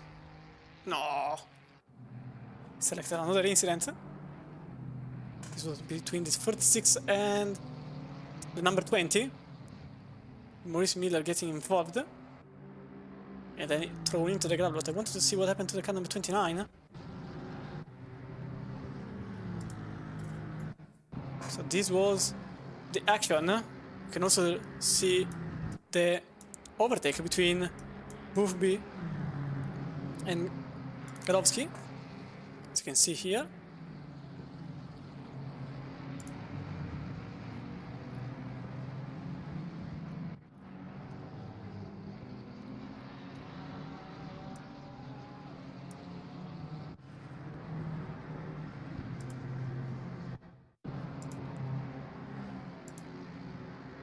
Apparently, I'm looking at the race control, there isn't any penalty yet being investigated, for some reasons.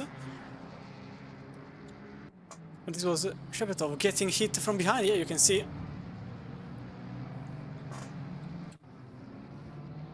Clearly getting hit from behind there. Sakari Lehtinen and Brennan are still fighting, and then Sam Gaskell. And oh, there is the overtake there between Lehtinen and Brennan, with Brennan who was trying from the outside in Variante Villeneuve, a bit impossible there for the Norwegian driver. And Sam Gaskell was also trying the very same move on Shea O'Sullivan, this time in Tosa. Can he make it from the outside? And no, he cannot. He remains behind the visceral esport driver. Why is still no penalty for Gadowski? I don't know, to be fair. I can't see anything from the race control.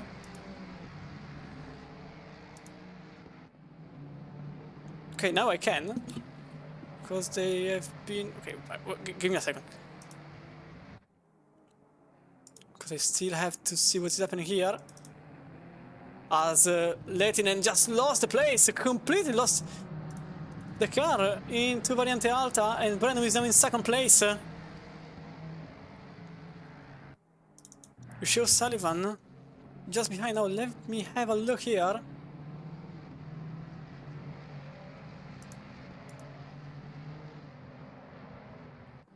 So there was a 15-second time penalty for car number 12.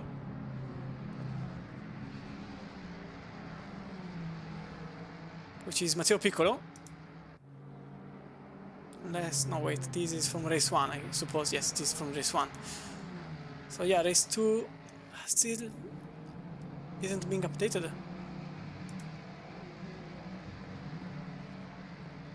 So unfortunately, no penalty has been issued yet, as Buresh is going from the outside on Josh Boothby. Car number 1 is just bleeding positions at this point. There is some contact between the two. More contact between Buresh and Boothby with Caracas that goes alongside the free wide into Variante Villeneuve. And that's Caracas making it from car number 3 into the inside, into Tosa goes, and that's 12th place for Caracas. Boothby now in 14th. Boothby lost 2 places there, and Buresh didn't gain nor lost anything.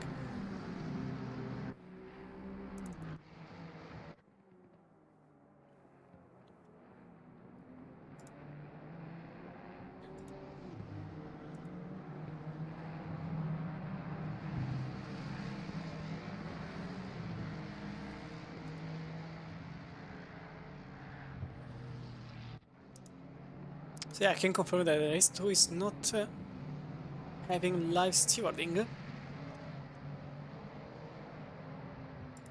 But probably a penalty will be applied to Boothby for what happened there. Gaskell and Sullivan are just behind Foch, as that will be for 4th place overall. Only a minute and 45 to go. So about a lap, or rather 2 laps to go.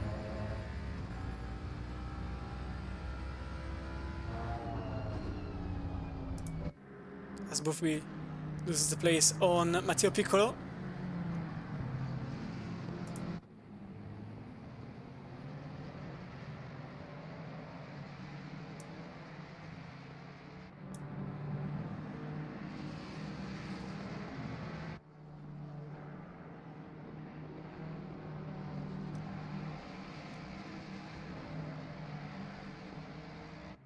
And if you're wondering why Boothby is having so much trouble, this is the reason for it.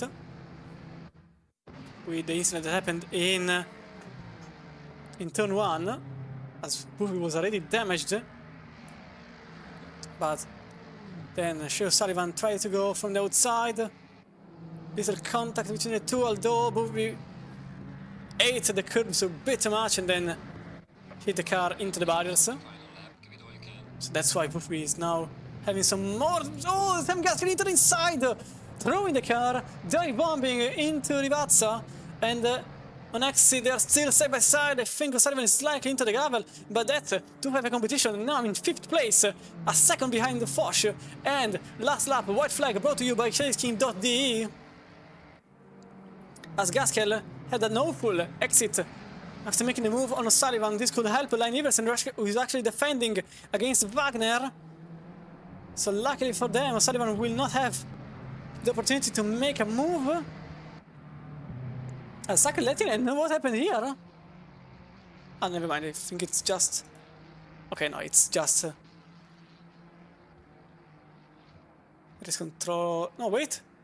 No, Lehtinen is off! Oh, he disconnected! Lehtinen disconnected from the race at the very last lap. That's extremely unfortunate, as you can see behind Manuel Wagner trying to make the position in front of Line Iversen. He cannot commit to it. He remains behind Line Iversen, and the visceral car still sits now in 6th place after Lehtinen lost the connection to the race. So now Samir Porsche is in a podium position with Gaskin in 4th and O'Sullivan in 5th. As we go towards the end of the race, Ariel Fante leading comfortably by 4 seconds on Brenham. Now into Rivazza, so his own track and his usual race car, but this will be a huge jump in the leaderboard because Ariel Fante wins race number 2 in the week number 9 of the KCD Pro Series. Oyster Brenham in 2nd, Samir Foch in 3rd, Gaskell in 4th, then O'Sullivan, Line Iversen, Wagner, Neugeyer, Ramone, Gadowski.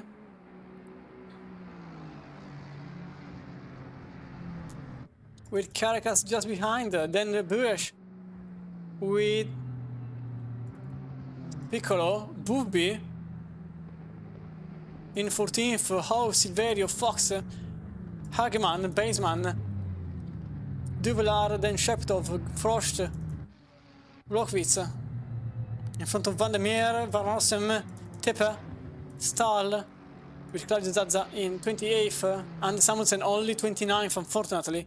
Donk in 30th, Kirk in 31st, with Miller, Hoffman, no, in 44th, and Bellic completing the race in 35th. Unfortunately, only one DNF, that's because we lost our pole sitter at the very last lap. So just to be safe,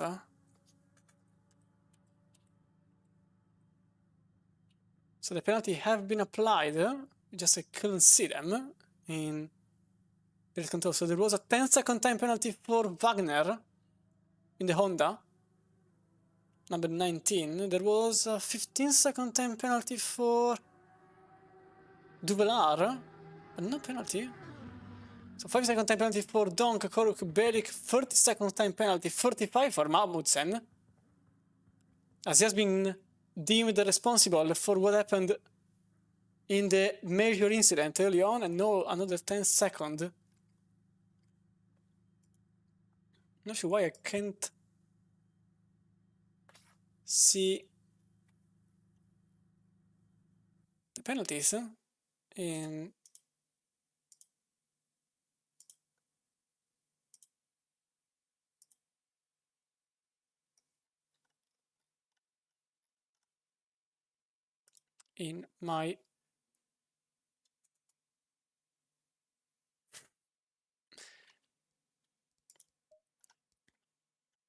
my folder, apparently. So yeah, there was a 10-second time penalty for Wagner in the Honda number 19, possibly for the move into Tosa. There was a 15-second time penalty for the number 27, as Holger received a penalty, possibly for the contact with Shepetov. There was a 15-second time penalty for Duvelar in the McLaren number 8. Donk received a 5-second time penalty possibly for what happened at the very start. And Amundsen received a 45-second time penalty for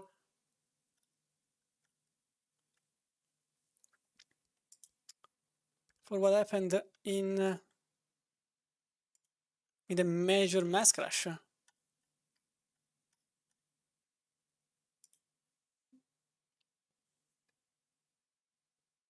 As you see, no, okay. Said that it was enough. As we have a raid from the German stream, thank you very much. Now let me just solve a couple of things. So we have the results, very likely, from race number 2.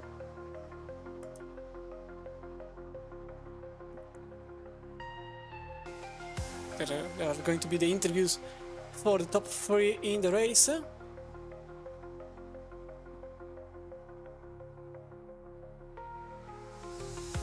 This is still race number 1. Possibly it needs a couple of seconds to update itself.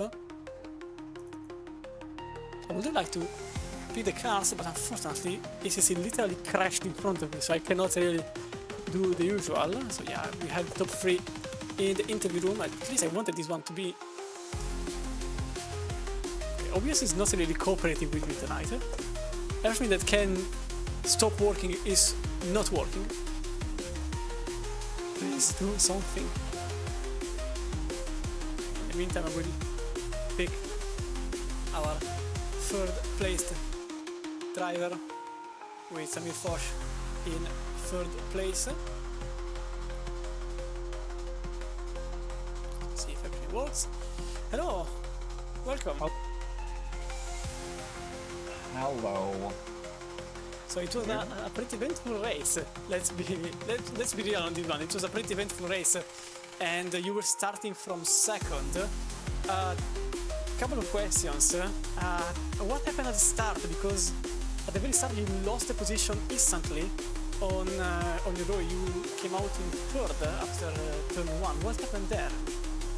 Well, I mean, starting in a board, that just happens. That's just natural. I mean, Ford is just not very good on starts, and the Honda is the best car on starts, so I lost the overlap with the leader right away, and then for turn 1 I just braked a bit too early, was a bit too careful, let the Honda do the Verstappen move on me. But the important thing for me was to not end my race in turn 1 starting from such a good position. And another question, how did you take the strategy, let's say, because many chose to pit later, many chose to pit early. What was your fault there in the process? Well, I was thinking about going halfway as well as the Saka did, the other leading car with the reverse grid, but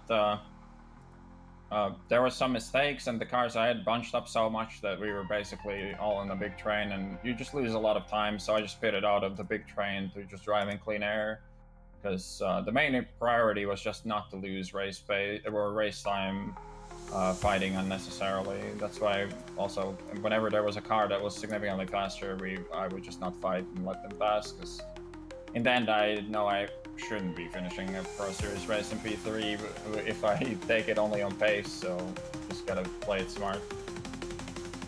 Yeah, final question. Did you enjoy this format? Are you looking forward for the next time this happens? The reverse grids, yeah, I think it's pretty cool. Quite chaotic. Can definitely throw a spanner in the works for people who are fighting for the championship, as we saw only one of them finish in the top 3 this race, so definitely very interesting for a championship, and a lot of content for streams as well, so sure, it's very good. Okay, thank you very much, and enjoy your podium. Well, thank you. So that was Samir Posh for us in the commentary booth. We go with Oyster Brenham. Welcome in the commentary booth, and congratulations for your P2. Oh, thank you.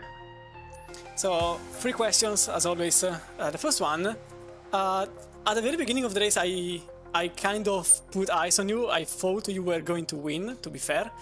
And I didn't really go that far away. You completed the race in P2, and how happy are you? I'm very happy. This is my first ever podium in this series, so it's really happy.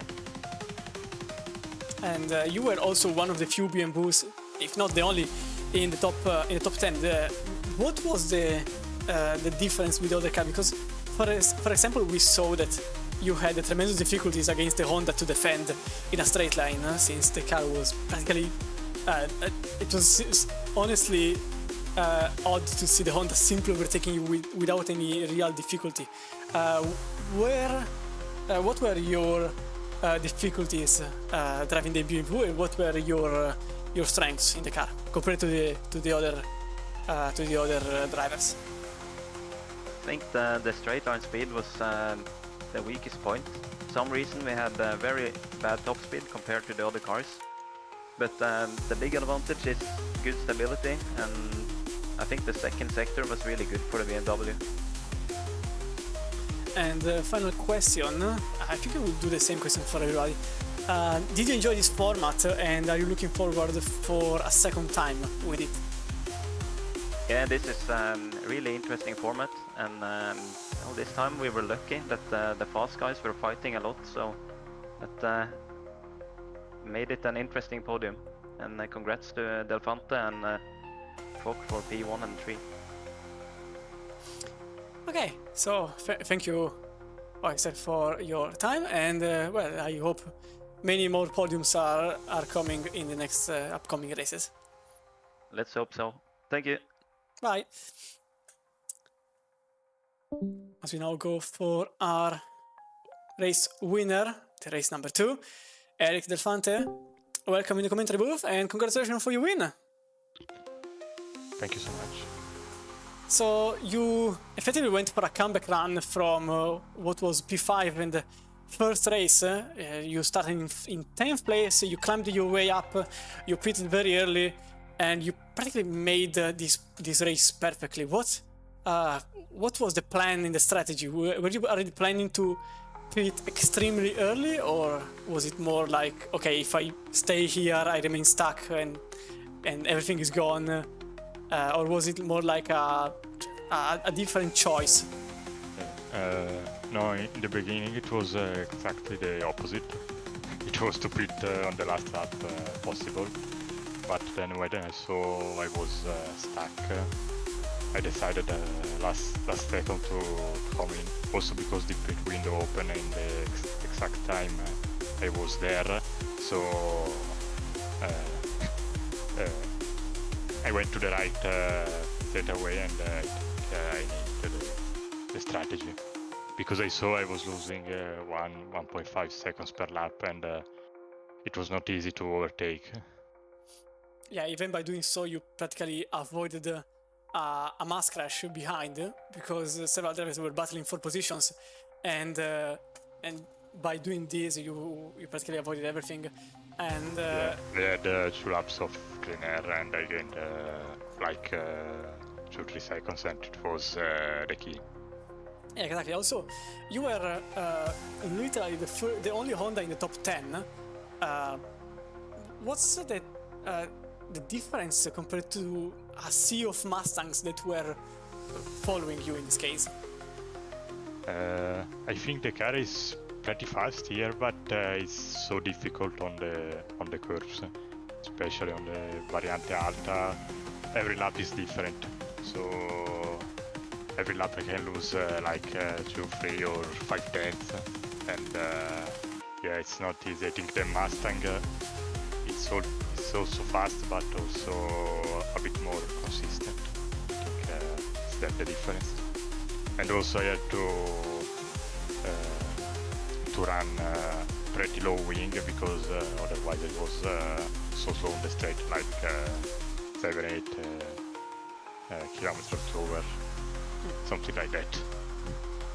And as the final question, same as I did for everybody else, are you looking forward for a second race with this format?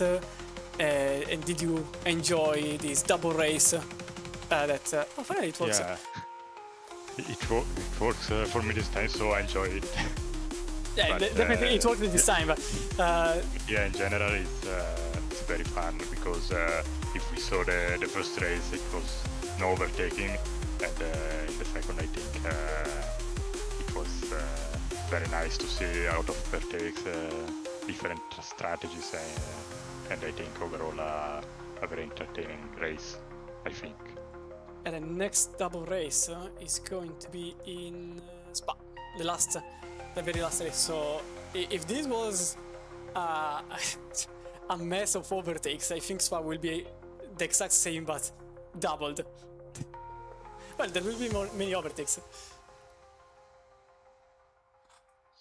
Yeah, maybe the chaos will be reduced for safety reasons, let's say. Yeah, congratulations for the win, and also in the standings, I think they are now updated, because it took a while for... Yeah, we were all very close, so Yeah, you I think are... I gained something, but No, you are leading. You are leading by about 1,000 points. So yeah, you are having a bit of a gap now. I tried to manage in the last races, but it's not easy with those very fast guys. Yeah, O'Sullivan is 1,000 points behind you, so you have a good chance, maybe, for the prizes, who knows. But yeah, congratulations for the win, and well, I hope you get another win until the very end of the championship. Thank you so much, and have a nice evening. Thank you. So that was Eric Delfante, our race winner, and now championship leader, as finally the standings have updated, as you can see from this view. As you can see from this view, Freedom OBS works. Why aren't you working? I'm giving up. Every time it's... this evening is having some trouble. Really, so... Little recap on the penalties. It was a 15-second time penalty for causing a collision on lap number 1 for the car number 14. Dirk Donk. Granadas Caricas received a 15-second time penalty for causing a collision on lap 1 with the car number... it's not written. Oh yeah, it's for the car with the car number 14. So that's why he was stopped in the pits. Marcel No in the car number 42 received a 10-second time penalty for a collision in lap 1. 5-second time penalty for Peter Duvilar for forcing another car off track in lap 4. 20-second time penalty for Alexander Koruk for an unsafe rejoin. 5-second time penalty for Anders Amundsen for a collision in lap 10. And 10-second time penalty for a collision in lap 16 for the car number 19, Manuel Wagner. Granadas Caricas received a warning for avoidable contact with car number 24. And then mayhem happened. I think it was here. Someone has been given a 35-second time penalty, but I'm not sure why. It was only a 5-second time. So yeah, someone messed up, I think. And then there was a 15-second time penalty for Tobias Haug for the contact with the car number 29. 5-second time penalty for Alexander Koruk, another one for forcing another car off track. And a 10-second time penalty for Peter Duvilar, another one for Duvilar for a collision with the car number 8. And then Donk received another 5-second time penalty for a collision on the very last lap. So this was all. Not sure why Amundsen has been given a 35-second time penalty, unless it was a drive-through for track limits. It has been transformed into a time penalty. That would be the reason. Yeah, these are also the standings from the final race, with Eric Elefante, Oysten Bönum and Samir Foch in the podium, Sam Gaskell and Shea O'Sullivan in the top 5, with Line Iversen, Noge, Ramone, Gadowski and Caricas completing your top 10. In the standings, as I already said, Elefante leads the way by Hayur Shank by 1,000 points. Obviously doesn't really collaborate here. I give up on this. Suzuka in the next race on June the 12th, June 19th in Nordschleife, and June 26th is again another double header as the prices are getting heated, and possibly Elefante could come home with one of these. We will see in the coming weeks. In any case, I am Cristian Romano. It was a pleasure to do commentaries in these two races, and I will see you all again on Sunday evening for the endurance, for the 3 hours endurance. And until then, stay safe, have a good evening, good night, wherever you are in the world, and see you next time. Bye!